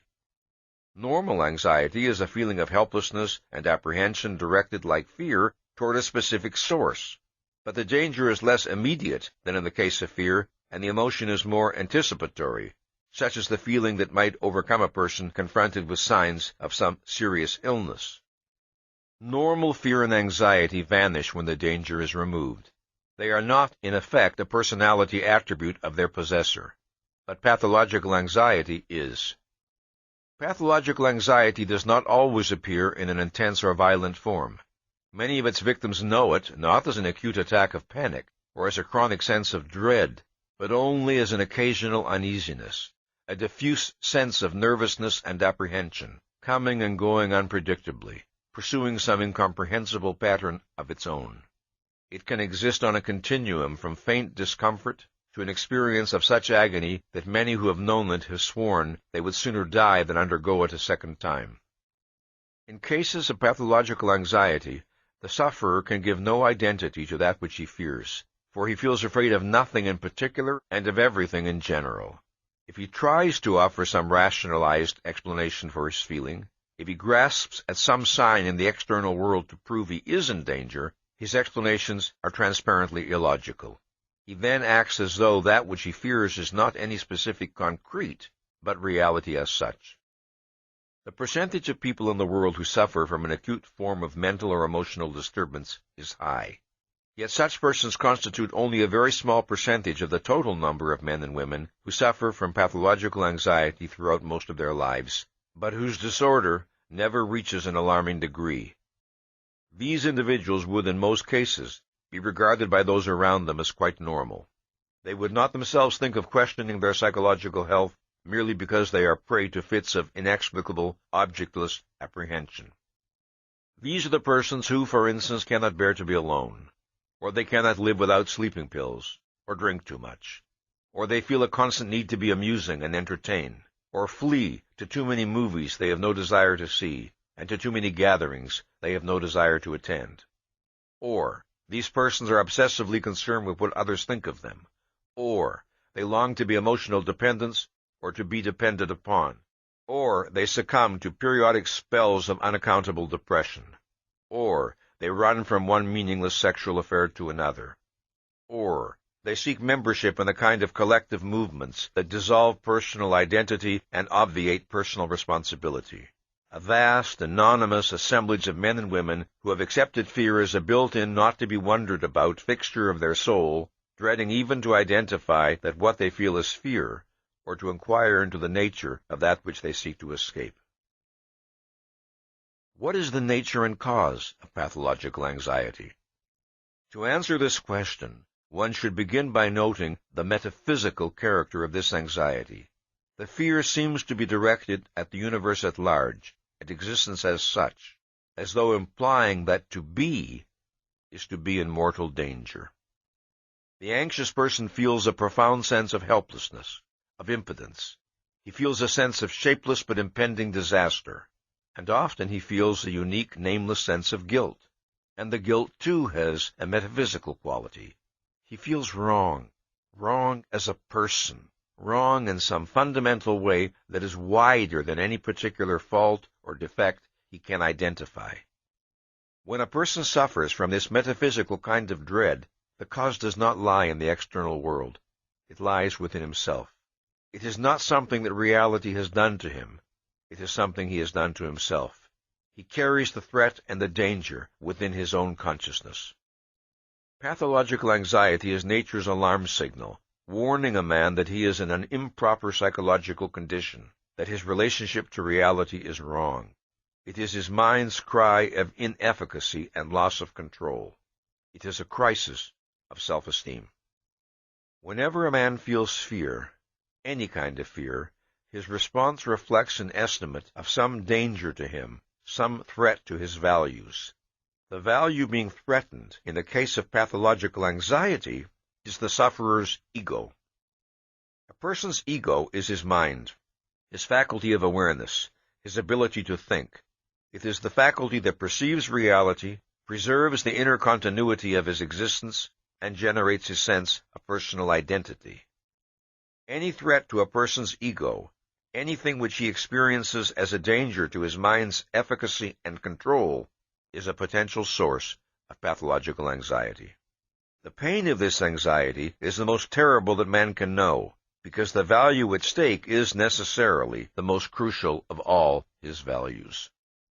In order to deal with existence successfully, to achieve the values and goals his life and well-being require, man needs to strive for an unobstructed cognitive contact with reality. This means that he must maintain a full mental focus, must seek the clearest possible awareness with regard to his actions and concerns, and everything which bears upon them.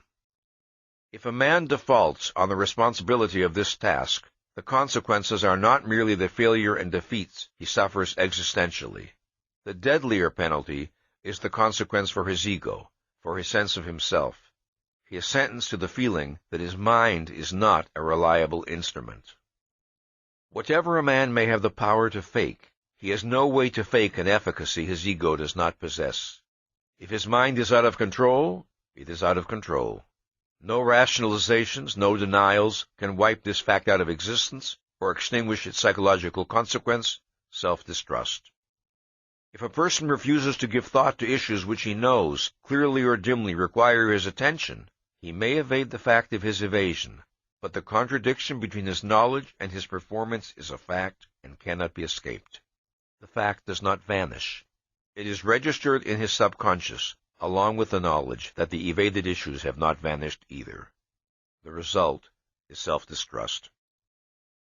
If a man establishes within his consciousness the principle that it is permissible to act with his mind unfocused, that he need not know what he is doing or why, that the difficult need not be thought about, that the painful need not be faced, that the undesirable need not be acknowledged, then this is the secret knowledge about its method of functioning that a man's ego cannot escape. This is the root of self-distrust, self-doubt, and guilt. When one considers the amount of reckless irrationality that most men permit themselves and regard as normal, one does not have to be astonished by the prevalence of so-called causeless fear. If men feel anxiously uncertain of their ability to deal with the facts of existence, they have given themselves ample grounds for their feeling. But pathological anxiety, we must remember, is pathological. That is, it's symptomatic of an abnormal and unhealthy condition. A state of chronic dread is not man's natural condition. The fact that man is neither omniscient, nor omnipotent, nor infallible, nor immortal does not constitute grounds for his ego to feel overwhelmed by a sense of inefficacy. A rational person does not set his standard of efficacy in opposition to his own nature and to the nature of reality. Neither is man born with any sort of original sin. If a man feels guilty, it is not because he is guilty by nature. Sin is not original, it is originated. The problem of anxiety is psychological, not metaphysical. To the extent that a person indulges in irrational, mind-subverting psycho-epistemological policies, he sentences himself to a chronic anticipation of disaster. If he fails to do the thinking his life and concerns require, he cannot escape the awareness that the range of his action exceeds the range of his thought, that challenges and demands will confront him to which he is inadequate. He feels afraid because of the thinking he failed to do, and guilty because of the knowledge that he should have done it. If he acts contrary to his convictions, if he takes actions which he regards as wrong, and or fails to take actions which he regards as right, he comes to experience the feeling not merely that his actions are wrong, but that he is wrong.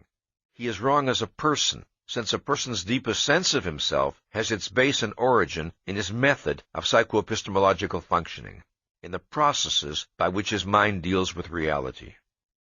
There is another related reason why a man who acts against his own moral convictions will suffer a sense of impending disaster. Whether the moral values a man accepts are rational or irrational, man cannot escape the knowledge that, in order to deal with reality successfully, in order to live, he needs some sort of moral principles to guide him. Implicit in this knowledge is the awareness that ethical principles are a practical necessity of his life on earth. A corollary of this awareness is his expectation that moral and immoral actions have consequences, even if he cannot always predict them. If he takes actions which he regards as good, he expects to benefit. If he takes actions which he regards as bad, he expects to suffer, although this expectation is often evaded and repressed. Thus, what he is left with, if he betrays his own standards, is the sense of some unknown danger, some unknown retribution, waiting for him ahead. Let us consider an example. A man who has been married for 10 years falls in love with another woman. For a long time, he has resisted identifying his marital dissatisfaction, as well as his feeling for the other woman. But gradually, the repression breaks down, and he finds himself daydreaming about the other woman more and more.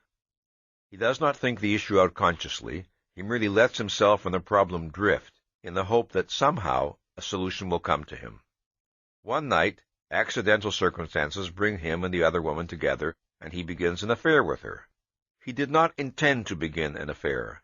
His emotions made the decision for him. He feels guilty, and represses the guilt, and continues to drift, evading the other woman's questions about their future. He is still waiting for the solution to come from somewhere. His wife decides to take a trip to visit her parents. As he stands at the airport watching her plane depart, the thought comes to him that if the plane crashed, he would be free and would have no further problems. But the wish is savagely thrust from his mind, along with a sudden burst of hostility toward his wife, which he would never have admitted himself capable of experiencing. Driving home, he suddenly finds that he has difficulty distinguishing the colors of the signal lights. Everything in his field of vision seems to be swimming, and terrible pains appear to be coming from his heart. He feels that he is going to die of a heart attack, but what he is suffering from is a self-esteem attack. The collision is between I must not wish for my wife's death and I did, and do, and will wish for my wife's death. The clash is between a value imperative, engaging his sense of personal worth, his self-esteem or pretense at it, and an emotion, a desire, which contradicts that imperative. Thus, he experiences a crisis of self-esteem. In every instance of pathological anxiety, there is a conflict between some value imperative that is tied in a crucial and profound way to the person's self-appraisal and some failure or inadequacy or action or emotion or desire that the person regards as a breach of that imperative. And it is a breach that the person believes expresses or reflects a basic and unalterable fact of his nature. One of the worst consequences of pathological anxiety is its destructive impact on the objectivity and clarity of a person's thinking. When a person doubts the efficacy of his mind, his tendency is to surrender to the guidance of his emotions, since they appear to possess a certainty and authority that his intellect lacks. His emotions are not a substitute for rational cognition at any time, but they are never a less reliable guide than in the midst of an anxiety state. Because the experience of anxiety is so intrinsically painful, neurotics adopt a vast variety of devices and techniques in order to defend themselves against it. Evasion, repression, and rationalization underlie most, if not all, of such defenses. The neurotic can blank out the reality of his objectionable actions. He can repress his unresolved conflicts. He can disown his guilt feelings. He can deny or rationalize his fear. He can seek to distract himself by the frenzied pursuit of various activities. He can avoid the challenge of the unfamiliar. He can elaborate a fantasized self-image to protect him from a self-evaluation he dreads to acknowledge. Often, the repression of the anxiety problem and of the conflicts underlying it results in the formation of other neurotic symptoms. One of these symptoms is particularly worthy of attention in the present context: neurotic depression. Depression, like anxiety, can be normal or pathological. Anxiety is a response to the threatened destruction or loss of a value. Depression is a response to the accomplished destruction or loss of a value. Anxiety is anticipatory and is directed to the future. Depression is directed to the past. Depression is regarded as pathological when it is unrelated to any objective loss, or when its intensity and duration are grossly disproportionate to the loss. Neurotic depression is characterized by despair, passivity, a feeling that action and effort are futile, that nothing is worth doing, and by feelings of self-rejection and self-condemnation. Now, in what manner can depression relate to anxiety? A person is made anxious because of urgent demands, claims, or self-expectations which he feels unable to satisfy. For example, the imperative that he possess certain knowledge and be able to cope with certain responsibilities. He is caught in a conflict. Suppose that he attempts to minimize his anxiety by repressing both the conflict and the related guilt. In its place, on the conscious level of his awareness, he experiences a sense of passivity, futility, and general worthlessness. If one listens closely to his declarations that he is hopeless, that life is hopeless, that he is no good, one can discern another message to be read in his words, and that message is, "Expect nothing of me, demand nothing of me." Since he is incurably worthless, he is outside the realm of moral expectations. In this manner he resolves the conflict that threatens him with anxiety. In other words, he seeks to anticipate the worst and make it a fait accompli without coming to grips with his actual problem. Under the guise of renouncing his self-esteem, he is still secretly trying to protect it by neurotic means. This is one of the ways in which depression can be a subconsciously elected alternative to anxiety. Here is another, more indirect pattern. Suppose that a man, rightly or wrongly, accepts certain moral standards as essential criteria of his personal worth, and yet in some crucial respect feels unable to comply with them. Or suppose he desires something desperately which he regards as immoral, and therefore impossible to assert or pursue. The conflict, let us say, is repressed. Since it is repressed, it cannot be resolved. He can neither recheck his standards and discover whether he has made an error, nor can he form any rational policy in regard to the failure or action or desire that is in conflict with his self-expectations. He is left with the oppressive enervating sense of some nameless, unalterable burden which he assents to carry and live with to the end of his days. He has lost or minimized his anxiety. He may be comparatively free of conscious guilt, but what he experiences instead is despair, an exhausting despair that paralyzes the will to act. He has relinquished the possibility of achieving self-esteem or happiness. To regain his mental health, the depressed person must be willing to experience anxiety. He must be willing to relinquish the comfort of despair and to confront his anxiety-provoking conflicts in order to resolve them and move forward. Anxiety is still a sign of life, of conflict and struggle, and therefore of possible victory. But depression is resignation to defeat. Anxiety and guilt are painful and disruptive of clear objective thinking. But just as physical pain has a crucial survival value, warning a person that his body is in danger, so anxiety and guilt have the same survival value and perform the same function for man's mind and person. Man is free to ignore the warning signals of danger, but the warning is there, in the form of a penalty he cannot escape. And thus, paradoxically, pathological anxiety is at once man's protector and his nemesis. If a man defaults on the responsibility of reason, then his self-betrayed ego becomes its own avenger. A man need not have solved his every psychological problem before he can be free of anxiety and guilt, but it is necessary that he correct the base of his problems, the policy of permitting some other considerations to take precedence over his perception of the facts of reality. The determination to face his problems, to look at reality, is the essential first step in the process by which a man sets himself free of fear and guilt. If and to the extent that this determination is maintained and implemented, psychological liberation will follow. Entailed by the process of achieving self-esteem is a corollary process, that of forming a strong, positive sense of personal identity, the sense of being a clearly defined psychological entity. A person's I, his ego, his deepest sense of self, is his faculty of awareness, his capacity to think. Across his lifetime, a person's knowledge grows, his convictions may change, his emotions come and go. But that which knows, judges, and feels, that is the changeless constant within him.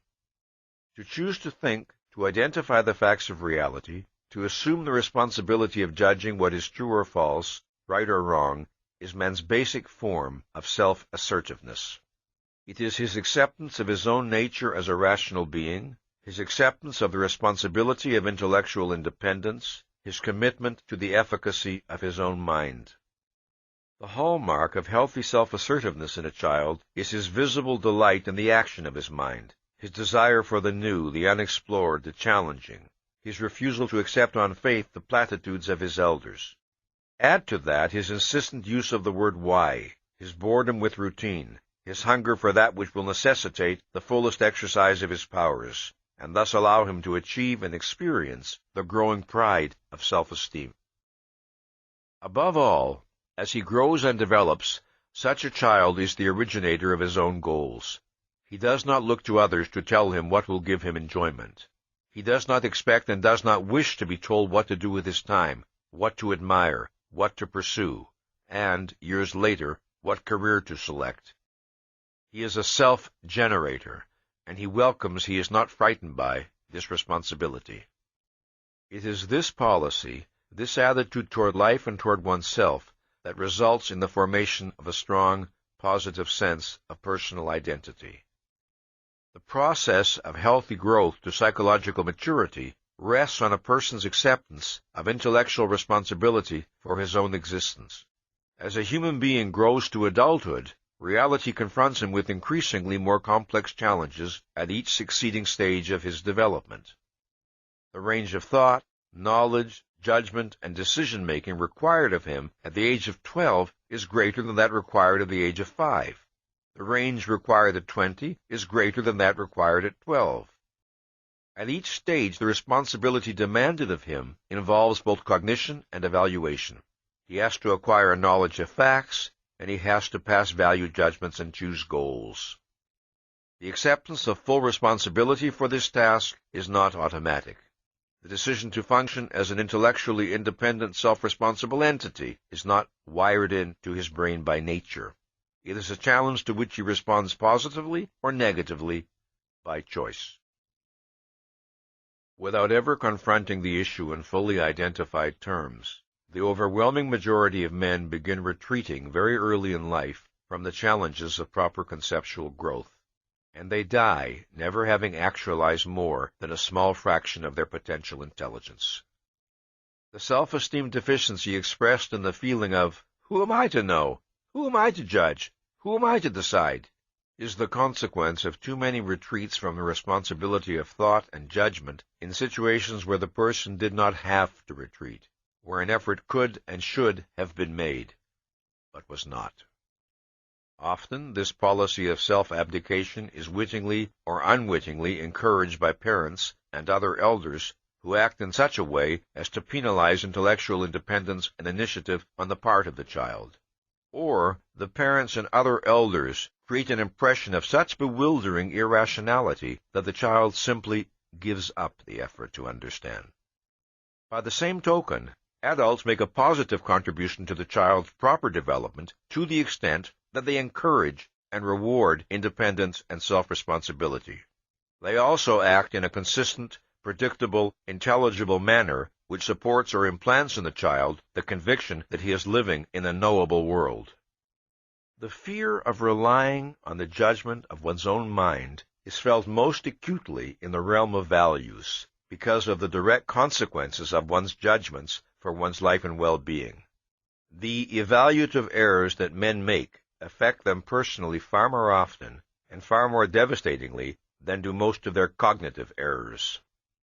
To assume responsibility for choosing the values that guide one's life, the principles by which to act, the goals in which to seek happiness, to make such judgments alone, relying solely upon one's own reason and understanding, is to practice the ultimate form of intellectual independence, the one most dreaded by the overwhelming majority of men. Still another reason why the fear of independence is most intense in the sphere of value judgments is the fact that independence in this area is most likely to bring a person into conflict with other people. Cognitive differences do not necessarily generate personal animosity among people. Value differences commonly do. Therefore, independence in the sphere of value judgments is more demanding psychologically. Since a social form of existence is proper to man, since he has many benefits to derive from living among and dealing with his fellow men, it should be recognized that the desire to have a harmonious relationship with his fellow men is a reasonable one. It becomes unreasonable only if and when a man subordinates his mind and judgment to that desire. In other words, if he places that desire above his perception of reality. For some persons who dread intellectual self-reliance, there is still another motive involved. The process of rational thought and judgment is necessarily a process that a man performs alone. Men can learn from one another, but they cannot share the act of thinking. It is a solitary process, not a social one.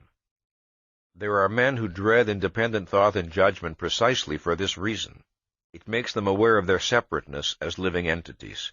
It makes them aware of the responsibility they must bear for their own existence. It forces them to face their own being, and thus to confront the terror of their own state of non-being. To think, to judge, to choose one's values, is to be individuated, to create a distinct, personal identity. But there are many people who, in their deepest emotions, do not want personal identity, however much they may scream to their psychiatrists that they are tormented by a sense of inner emptiness. This psychology represents the most profound form of rebellion against one's nature as man, the attempt to escape the responsibility of being human. Fear of intellectual independence can exist in various degrees of intensity. What are its consequences when it is the dominant element in a person's psychology? There is no escape from the facts of reality, no escape from man's nature or the manner of survival his nature requires. Every living species that possesses awareness can survive only by the guidance of its consciousness. If a person rejects his distinctive form of consciousness, If he decides that thinking is too much effort, or that choosing the values needed to guide his actions is too frightening a responsibility, then, if he wants to survive and to function in the world, he can do so only by means of the minds of others. He can do so only by means of their conclusions, their judgments, their values. He knows, consciously or subconsciously, that he does not know what to do and that knowledge is required to make decisions in the face of the countless alternatives that confront him every day of his life. But others seem to know how to live and function. So the only way to exist, he feels, is to follow their lead and live by their knowledge. They will spare him the effort and the risk. He does not begin by choosing to be an intellectual dependent. He begins by failing to assume the responsibility of thinking and judging on his own. Then he is forced into the position of a dependent. A person of self-esteem deals with reality, with nature, with an objective universe of facts. He holds his mind as his tool of survival and develops his ability to think. But the psycho-epistemological dependent lives not in a universe of facts, but a universe of people. People, not facts, are his reality. Reality is reality as perceived by them. It is on them that his consciousness must focus. It is they who he must understand, or please, or placate, or deceive, or maneuver, or manipulate, or obey. To grasp and successfully to satisfy the expectations, conditions, demands, terms, values of others is experienced by him as his deepest, most urgent need. The temporary diminution of his anxiety, which the approval of others offers him, is his substitute for self-esteem. This is the phenomenon that I call social metaphysics. Remember that metaphysics is one's view of the nature of reality. To the psycho-epistemological dependent, reality is people. In his thinking, people occupy the place which, in the mind of a rational person, is occupied by reality.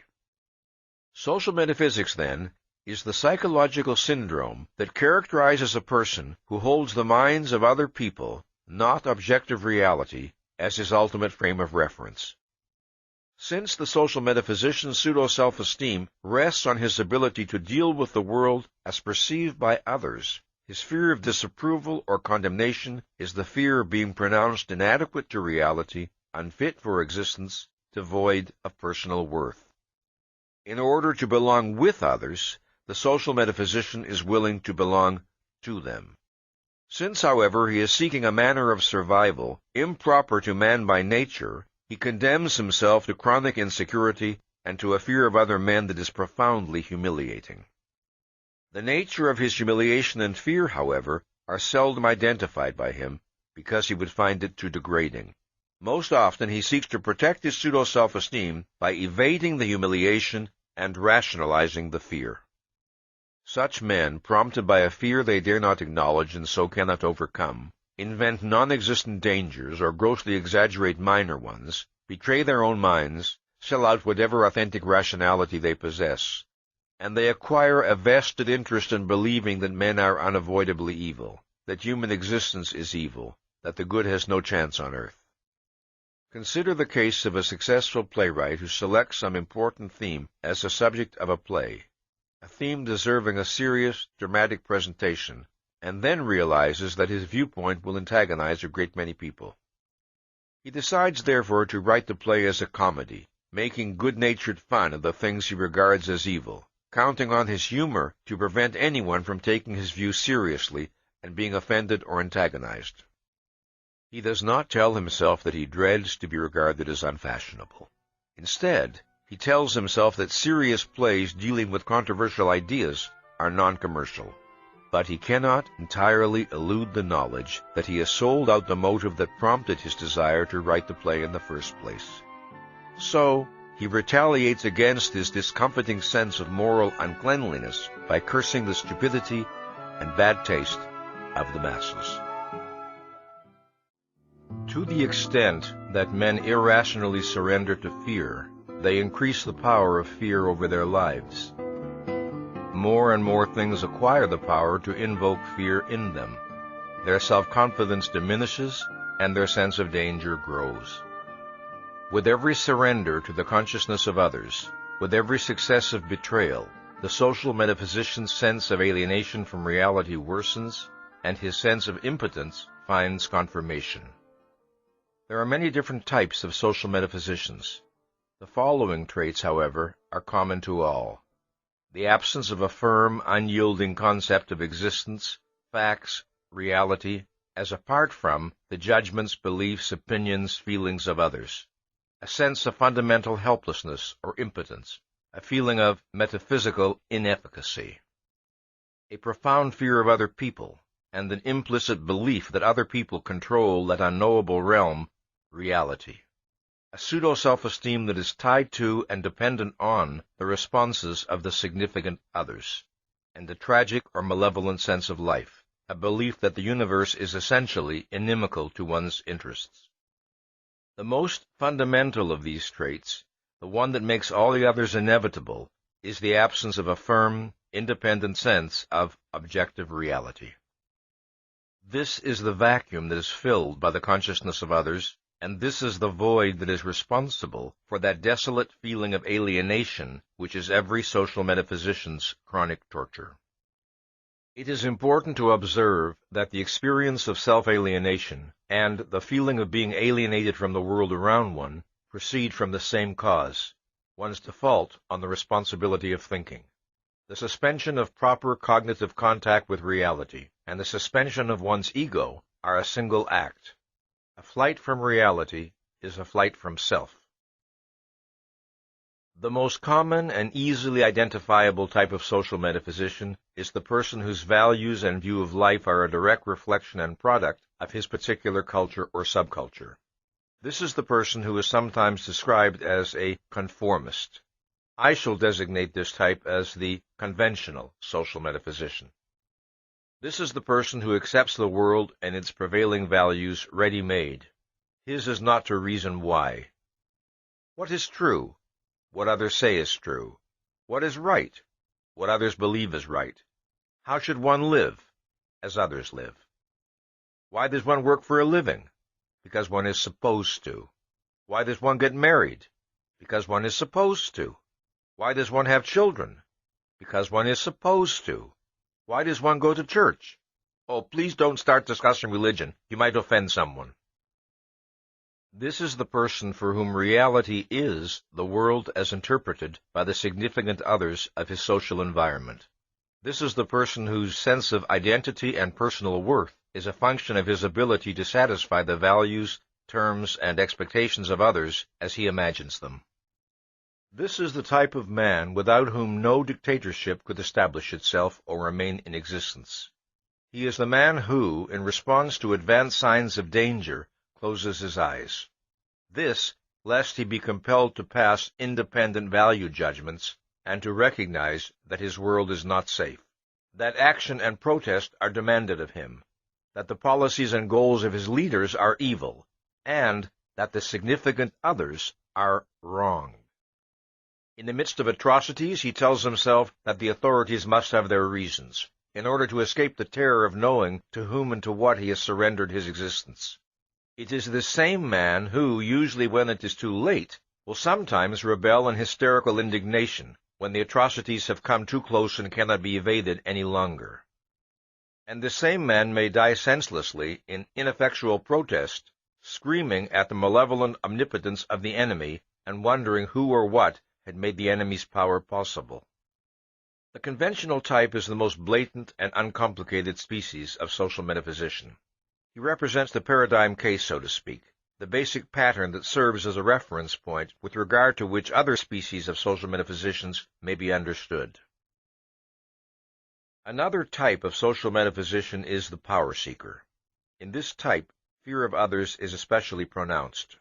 He finds his fear intolerable, and his reaction is an overriding emotion of hatred. The hatred is aimed at those who invoke his fear. Resentment and hostility are his dominant emotional traits. The power-seeking social metaphysician feels too unsure of his ability to gain the love and approval he desires. His sense of inferiority is overwhelming, and the humiliation of his dependence infuriates him. He longs for an escape from the uncertainty of free market social metaphysical competition, where he must win men's voluntary esteem. He wants to deceive, to manipulate, to coerce the minds of others, to leave them no choice in the matter. He wants to reach a position where he can command respect, obedience, love. As an example, consider King Frederick Wilhelm of Prussia, who would beat his subjects while shouting at them, "You must not fear me, you must love me." This is the psychology of any dictator, from Hitler to Stalin to Khrushchev to Castro to Mao. Fear is the emotion which power-seeking social metaphysicians understand best. The absence of fear in any person they deal with robs them of their delusion of efficacy. Their sense of personal identity tends to evaporate in such a person's presence. Faced with the question, what am I to do with my life, or what will make me happy, the conventional social metaphysician seeks the answer among the standard values of his culture: respectability, financial success, marriage, family, professional competence, and so on. Faced with the question, how am I to make my existence endurable, the power-seeking social metaphysician seeks the answer in aggressive and destructive action aimed at the external object of his fear, other people. Consider next the psychology of what I call the spiritual social metaphysician. This type does not seek to please and placate people in the manner of a conventional social metaphysician, or to gain power over them like a power seeker. This type often does virtually nothing at all. His chief virtue, he proclaims or implies, is that he is too good for this world. He must not be expected to conform to conventional standards. He must not be expected to achieve anything tangible. His friends and acquaintances must love and respect him, not for anything he does, but for what he is. The spiritual social metaphysician's claim to esteem rests on his alleged possession of a superior kind of soul, a soul that is not his mind, not his thoughts, not his values, not anything specifiable, but an ineffable composite of undefinable longings, incommunicable insights, and impenetrable mystery. If and when he fails to receive the acceptance and esteem he craves, he explains to himself that people are not fine enough to appreciate the real him. He may even prefer to be alone, to avoid people. The better to dream undisturbed about how he would be admired and loved if only people knew what he was really like deep inside. It should be added that there are moments when the thought of people knowing what he is really like fills him with terror. An overactive fantasy life is often characteristic of this type. He sees himself as a religious saint, or an inspired statesman, or a renowned poet, or a sexually irresistible Don Juan. The extreme case of this mentality is a subtype which may be designated as the religious fanatic social metaphysician. This type of person can dissociate himself from the human race altogether, with God as his significant other, as the object of his social metaphysical attachment. Having despaired of impressing his fellow men, it is God whom he seeks to impress. Since God cannot frown at him, or snub him socially, or inquire as to why he doesn't get a job, the religious fanatic type is free to imagine that God is smiling down at him, blessing and protecting him, responding to the true nobility of his soul, which everyone on earth is too superficial or corrupt to do. Then there is the independent social metaphysician. This is the counterfeit individualist, the man who rebels against the status quo for the sake of being rebellious, the man whose pseudo-self-esteem is tied to the picture of himself as a defiant nonconformist. This is the rebel who fulfills his concept of profundity and self-expression by proclaiming that everything stinks. This is the nihilist. This is the hippie. This is the quote-unquote individualist who proves it by scorning money, marriage, jobs, baths, and haircuts. Overwhelmed by feelings of inadequacy in relation to the conventional standards of his culture, this type of person retaliates with the formula, whatever is wrong. Overwhelmed by the belief that no one can possibly like or accept him, he goes out of his way to insult people, lest they imagine that he desires their approval. Overwhelmed with humiliation at feeling himself an outcast, he struggles to conquer his sense of non-identity by maintaining that to be an outcast is proof of one's superiority. While he may profess devotion to some particular idea or goal, his primary motivation is negative rather than positive. He is against rather than for. He does not originate or struggle for positive values of his own, he merely rebels against the values and standards of others. This, as if the absence of passive conformity, rather than the presence of independent rational judgment, were the hallmark of self-reliance and spiritual sovereignty. It is by means of this delusion that he seeks to escape the fact of his inner emptiness. There is, finally, a type of social metaphysician that differs in important respects from all the foregoing varieties I have described. I call this type the ambivalent social metaphysician. This is the person who has still preserved a significant degree of intellectual sovereignty. The ambivalent type seldom dares to question the fundamental values of his social environment, but he is often indifferent to these values, paying them only perfunctory respect. In the areas of life to which these values pertain, he does not assert counter-values of his own. He merely withdraws, surrendering those aspects of reality to others. He tends to restrict his activity and concern to the sphere of his work, where his self-reliance and sovereignty are greatest. His superiority to other social metaphysicians is evidenced not only by his greater independence, but also by his desire to earn the esteem he longs for, by his relative inability to find real pleasure in an admiration not based on standards he can respect, and by his tortured disgust at his own fear of the disapproval of others. Among this type one will find men of distinguished achievements and outstanding creative originality, men whose treason and tragedy lie in the contrast between their private lives and their lives as creators. These are the men who have the courage to challenge the cognitive judgments of world figures, but lack the courage to challenge the value judgments of the folks next door. It must be understood that none of the social metaphysical types I have described are intended to represent mutually exclusive categories. Any particular social metaphysician may possess characteristics of several types. The purpose of such a typological description is to isolate certain dominant trends among social metaphysicians. The forms that social metaphysics can take are virtually unlimited, but if one grasps the principles involved, one will be better able to understand the appalling consequences to which such social metaphysics leads. It has been barely possible here to hint at those consequences. The full story cannot be told in so brief a discussion, but it is written in blood across the pages of history. Now, let's examine the psychology of sex and romantic love and their relationship to self-esteem. The two sources of greatest potential happiness for human beings are productive work and romantic love.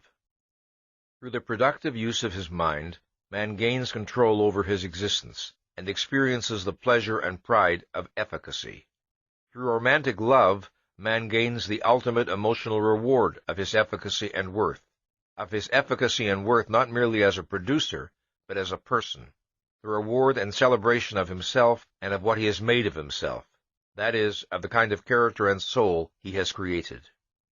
The experience of romantic love answers a profound psychological need in people, but the nature of that need cannot be understood apart from an understanding of a wider need, that is, man's need of human companionship, of human beings he can respect, admire, and value, and with whom he can interact intellectually and emotionally. Everyone is aware of the desire for companionship, for someone to talk to be with, to feel understood by, to share important experiences with, the desire for emotional closeness with another human being. What is the nature of the psychological need that generates this desire? I shall begin by giving an account of two events that were crucial in leading me to the answer, because I believe this will help you to understand the issues involved. One afternoon, while sitting alone in my living room, I found myself contemplating with pleasure a large philodendron plant standing against a wall. It suddenly occurred to me to ask, what is the nature of this pleasure? What is its cause? Essential to my enjoyment was the knowledge that the plant was healthfully and glowingly alive. There was the feeling of a bond, almost a kind of kinship, between the plant and me. In the midst of inanimate objects, we were united in the fact of possessing life. Suppose, I thought, one were on a dead planet where one had every material provision to ensure survival, but where nothing was alive. Then suppose one came upon a living plant. surely one would greet the sight with eagerness and pleasure. Why? Because, I realized, all life by its very nature entails a struggle, and struggle entails the possibility of defeat. Man finds pleasure in seeing concrete instances of successful life, as confirmation of his knowledge that successful life is possible. It is, in effect, a metaphysical experience. If such is the value that a plant can offer to man, I wondered, then cannot the sight of another human being offer man a much more intense form of that experience? The next crucial step in my thinking occurred on an afternoon when I sat on the floor playing with my dog, a wire-haired fox terrier named Mutnik. We were boxing with each other in mock ferociousness. What I found delightful and fascinating was the extent to which Mutnik appeared to grasp the playfulness of my intention. She was snarling and snapping and striking back, while being unfailingly gentle in a manner that projected total, fearless trust. The event was not unusual. It is one with which most dog owners are familiar. But a question suddenly occurred to me. Why am I having such an enjoyable time? What is the nature and source of my pleasure? Part of my response, I recognized, was simply the pleasure of watching the healthy self-assertiveness of a living entity. But the essential factor causing my response pertained to the interaction between the dog and myself, the sense of interacting and communicating with a living consciousness. Suppose I were to view Mutnik as an automaton without consciousness or awareness, and to view her actions and responses as entirely mechanical. Then my enjoyment would vanish. The factor of consciousness was of primary importance. Then I thought, suppose I were left on an uninhabited island. Would not the presence of Mutnik be an enormous value to me? Obviously it would. Because she could make a practical contribution to my physical survival? Obviously not. Then what value did she have to offer? Companionship. A conscious entity with whom to interact and communicate as I was doing now. But why is that a value? The answer to this question, I realize, would explain much more than the attachment to a pet. Involved in this issue is the psychological principle that underlies man's desire for human companionship. It is the principle that would explain why a conscious entity seeks out and values other conscious entities, why consciousness is of value to consciousness. When I identified the answer, I called it the Mutnik principle, because of the circumstances under which it was discovered. Now let us consider the nature of this principle. My feeling of pleasure in playing with Mutnik contained a particular kind of self-awareness. The self-awareness came from the nature of the feedback Mutnik was providing. From the moment I began to playfully box, she responded in an equally playful manner. She conveyed no sign of feeling threatened. She projected an attitude of trust and pleasurable excitement. The effect of Mutnik's behavior was to make me feel seen, to make me feel psychologically visible. Mutnik was responding to me not as to a mechanical object, but as to a person. What is significant is that Mutnik was responding to me as a person in a way that I regarded as objectively appropriate. Had she responded with fear and an attitude of cowering, I would have experienced myself as being misperceived by her and would not have felt pleasure. Now, why does man find pleasure in the experience of self-awareness and psychological visibility that the appropriate feedback from another consciousness can evoke?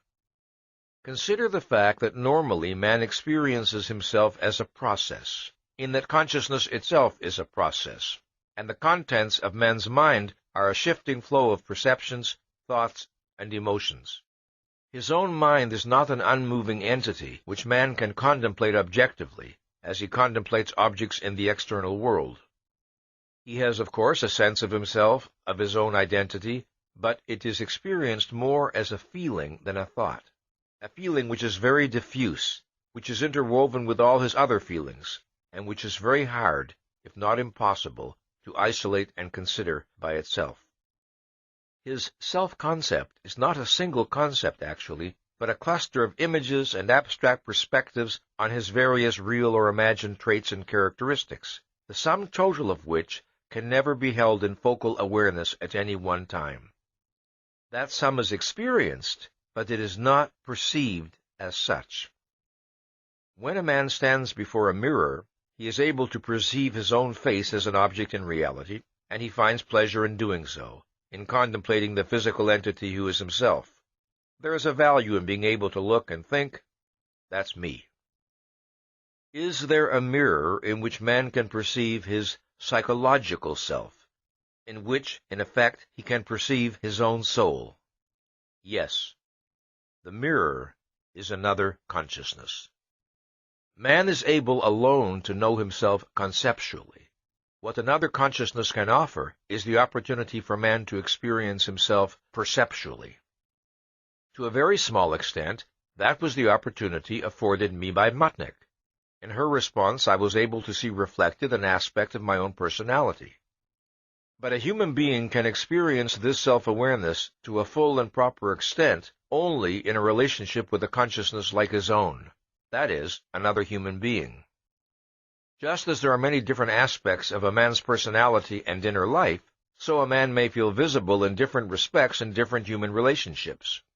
He may experience a greater or lesser degree of visibility over a wider or narrower range of his total personality, depending on the nature of the person with whom he is dealing and on the nature of their interaction.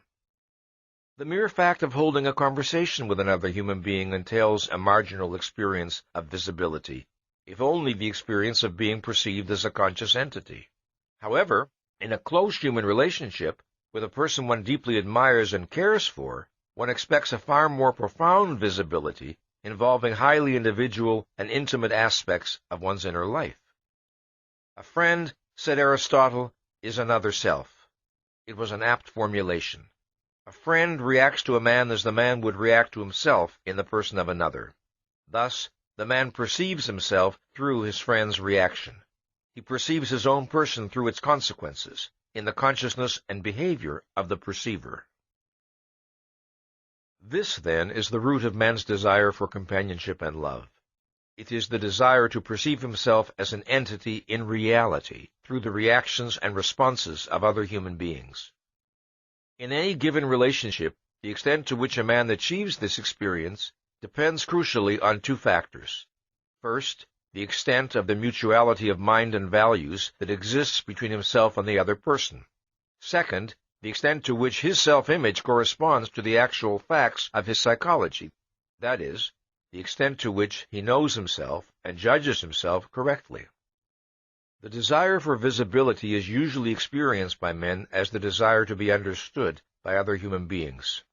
If a man is happy and proud of some achievement, he wants to feel that those who are close to him understand his achievement and its personal meaning to him, understand and attach importance to the reasons behind his emotions.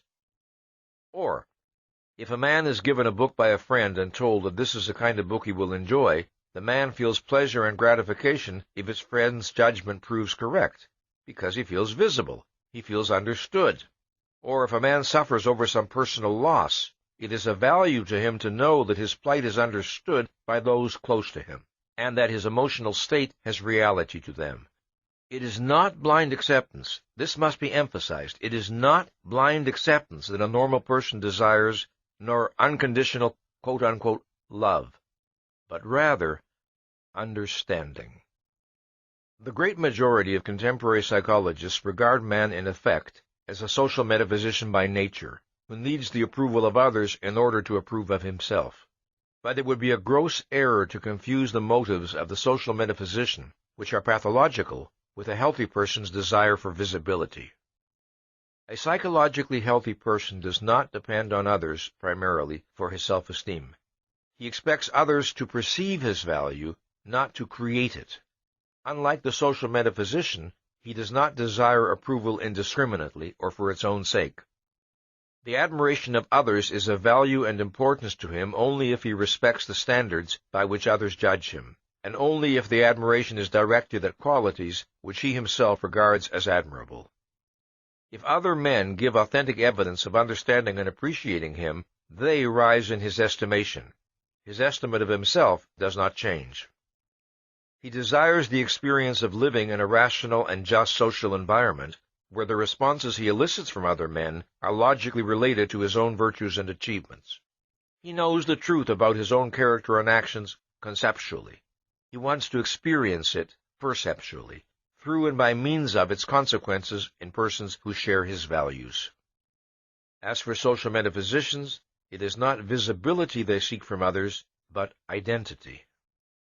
The desire for visibility does not mean that a psychologically healthy person's basic preoccupation in any human encounter is with the question of whether or not he is properly appreciated.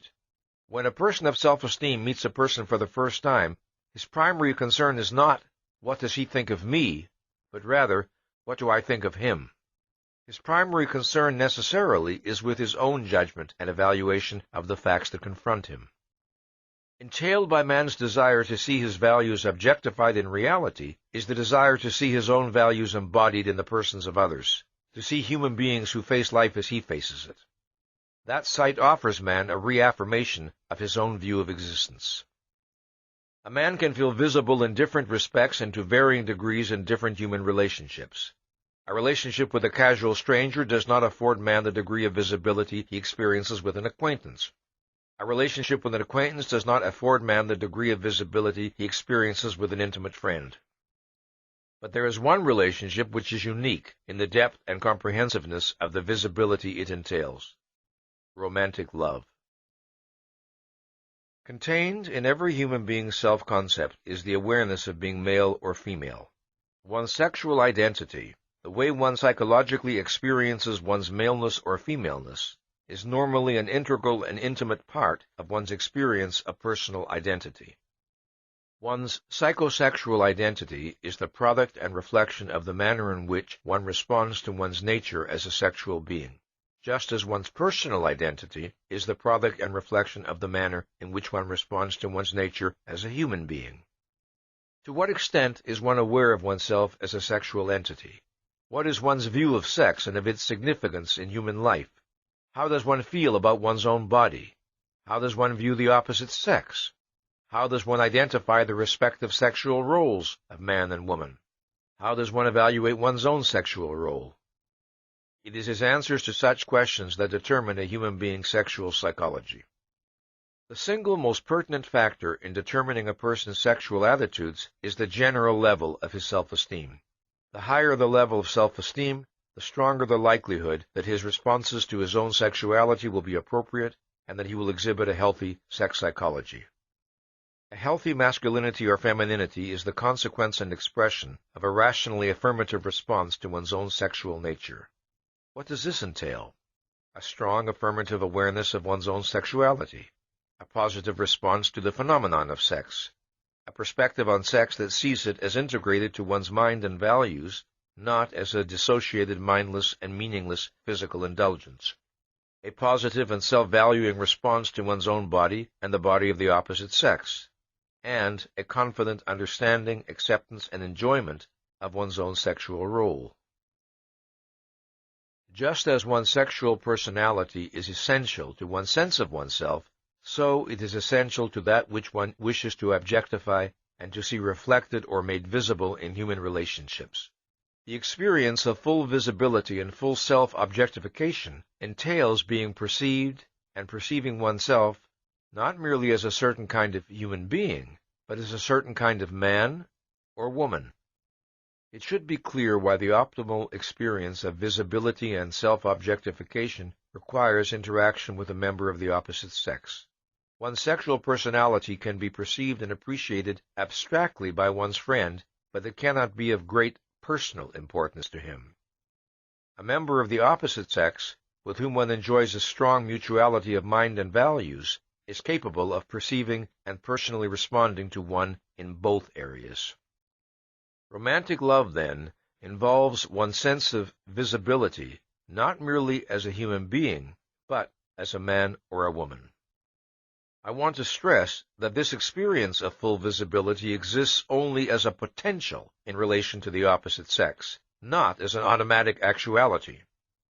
Whether or not a man and woman of the same basic values and sense of life will respond fully and personally to each other depends on many factors.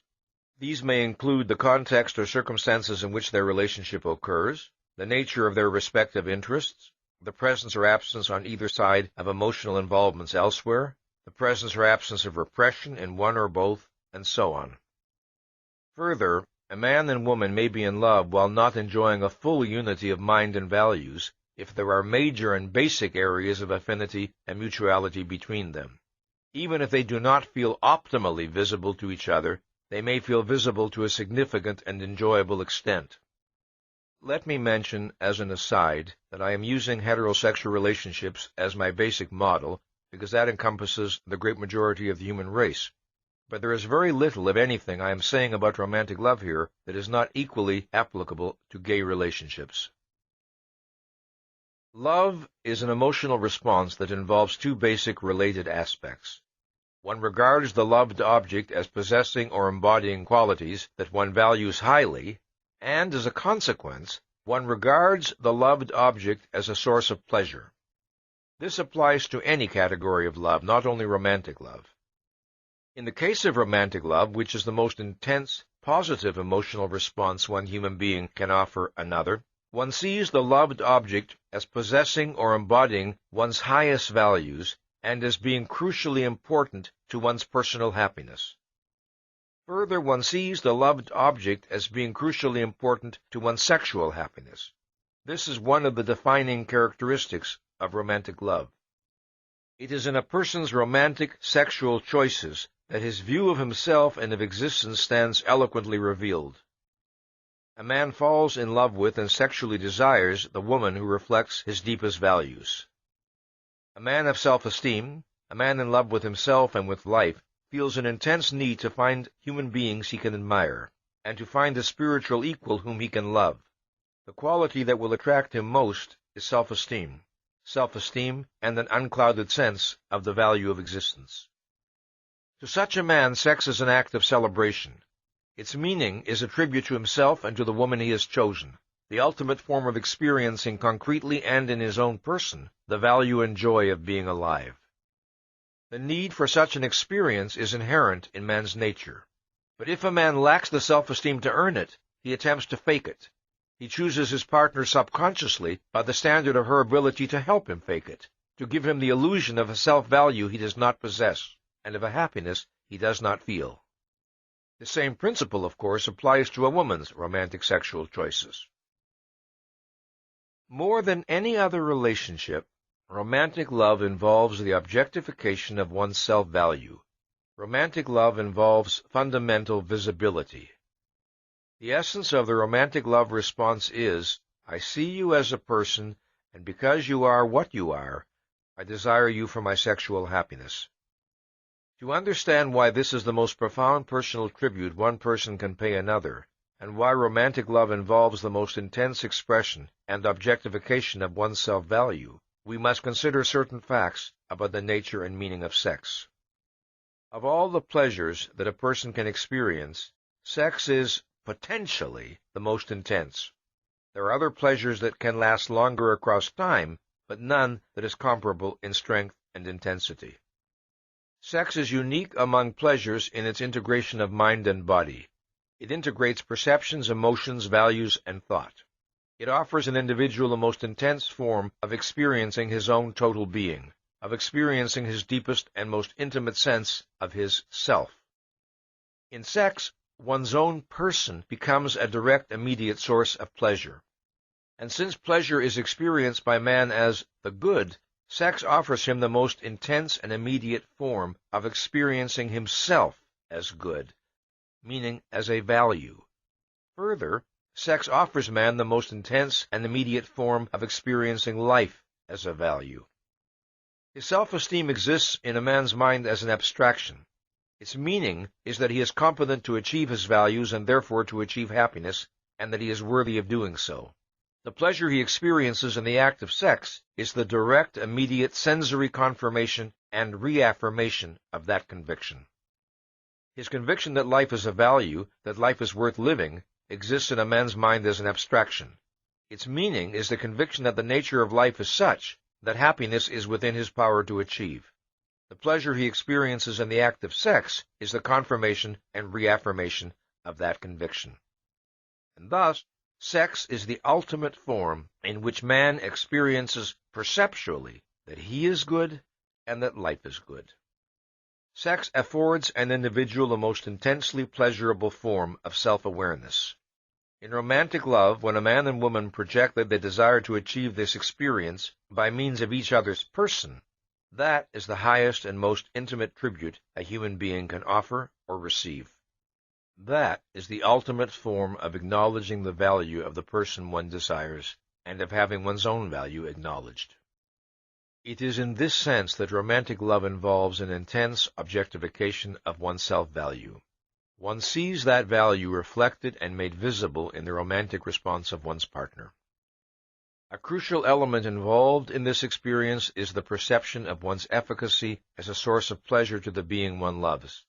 One feels that it is one's person, not merely one's body, that is the cause of the pleasure felt by one's partner.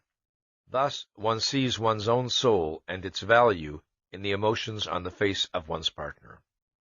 If in sex one desires the freedom to be spontaneous, to be emotionally open and uninhibited, to assert one's right to pleasure, and to flaunt one's pleasure in oneself, then the person one most desires is a person with whom one feels freest to be oneself. The person one most desires is the person whom one regards as one's proper psychological mirror, the person who reflects one's deepest view of oneself and of life. That is the person who will allow one to experience optimally the things one wishes to experience in the realm of sex. Most people experience great difficulty in identifying the cause of their romantic sexual choices, not only because most people are poor introspectors, but also because the factors that bring about a romantic attraction between two individuals are enormously complex. I spoke of a mutuality of mind and values, but that's a very wide abstraction. What more specifically does it entail? To answer that question, we must consider a concept that is basic to an understanding of romantic love, the concept of sense of life. A sense of life is the emotional form in which a person experiences his deepest view of existence and of his own relationship to existence. It is the subconsciously integrated sum of a person's broadest and deepest conclusions about the world, about life, and about himself. The formulation of a sense of life begins in early childhood, long before the child is able to think about the world and himself in philosophical terms. The conscious philosophical convictions he acquires later may or may not be in accord with his sense of life. This depends on such factors as how rational he is, how conceptually reflective about his own life, and how well integrated psychologically. In the course of his development from childhood, a human being encounters certain fundamental facts of reality, facts about the nature of existence and the nature of man, to which he can respond in a variety of ways and with varying degrees of rationality and realism. It is the cumulative sum of these responses that constitutes a person's distinctive sense of life.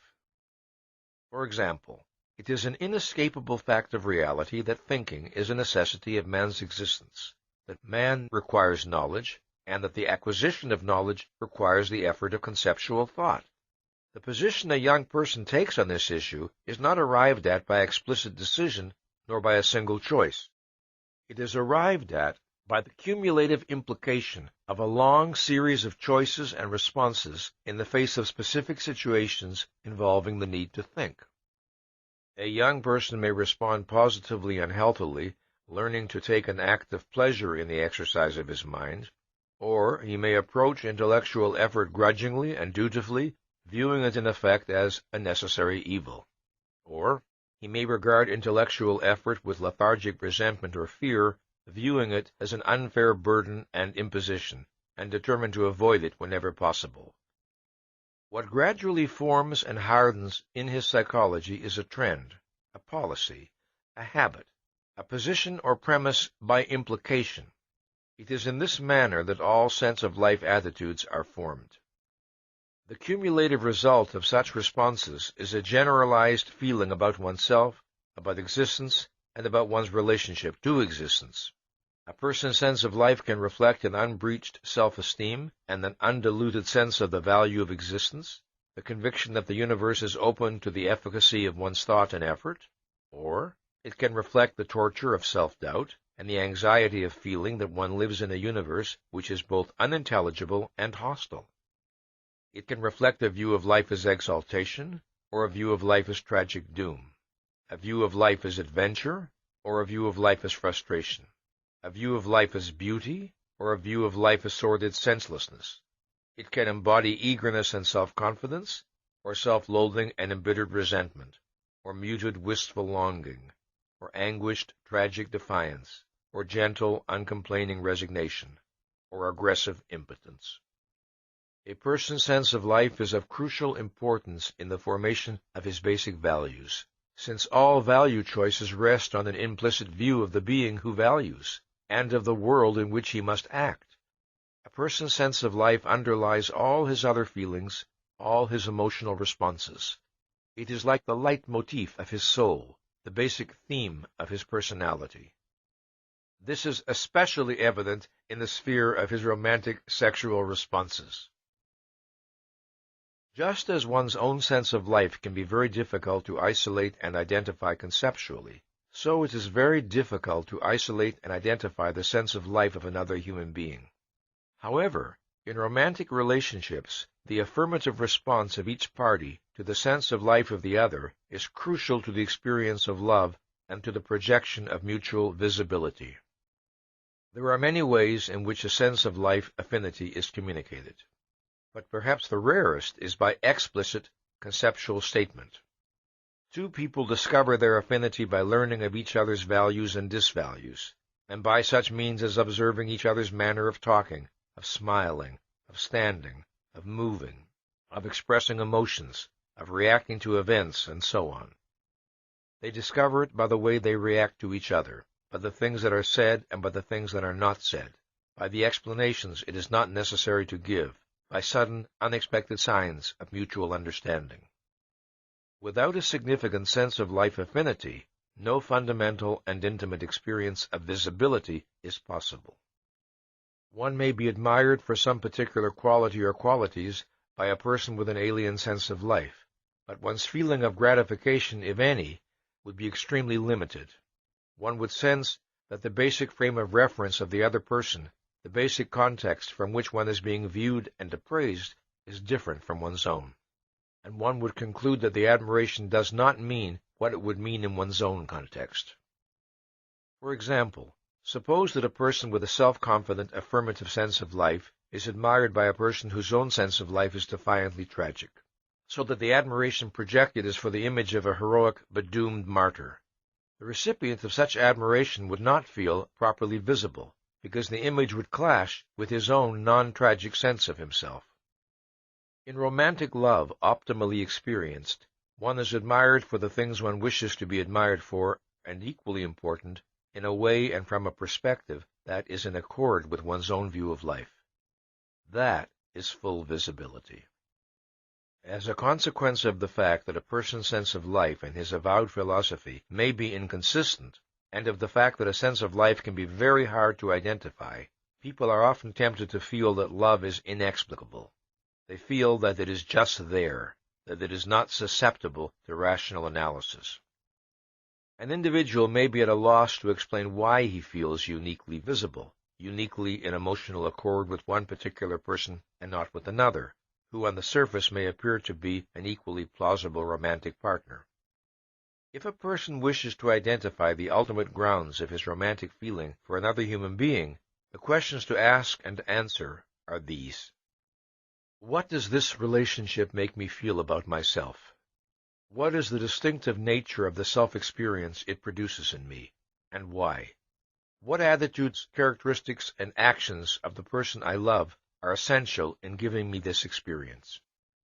The answers to these questions will tell a person a great deal, not only about the nature of his romantic feeling, but also about the nature of his self-esteem and about his deepest image of himself. We have seen that self-esteem is the hallmark of mental health. It is the consequence, expression, and reward of a mind fully committed to reason. Commitment to reason is commitment to the maintenance of a full intellectual focus, to the constant expansion of one's understanding and knowledge. It is a commitment to the principle that one's actions must be consistent with one's convictions and that one must not attempt to fake reality or place any consideration above reality. It is a commitment that one must not permit oneself contradictions, and one must not attempt to subvert or sabotage the proper function of consciousness. In our analysis of needs, I discussed the fact that the frustration of a need does not necessarily result in the immediate or direct death of the organism. It can result instead in a general lowering of the ability of an organism to function, a diminution of the organism's effectiveness and power. This is applicable to psychological needs in general and to the need of self-esteem in particular. Obviously, people do not normally die from a deficiency of self-esteem, but the extent of that deficiency is the extent of their inability to live and to enjoy life.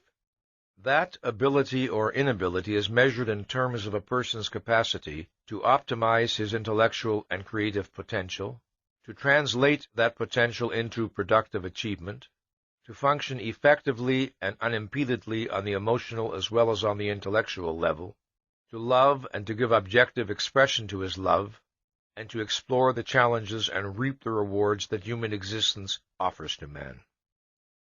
In order to deal with reality successfully, to pursue and achieve the values which his life and happiness require, man needs self-esteem.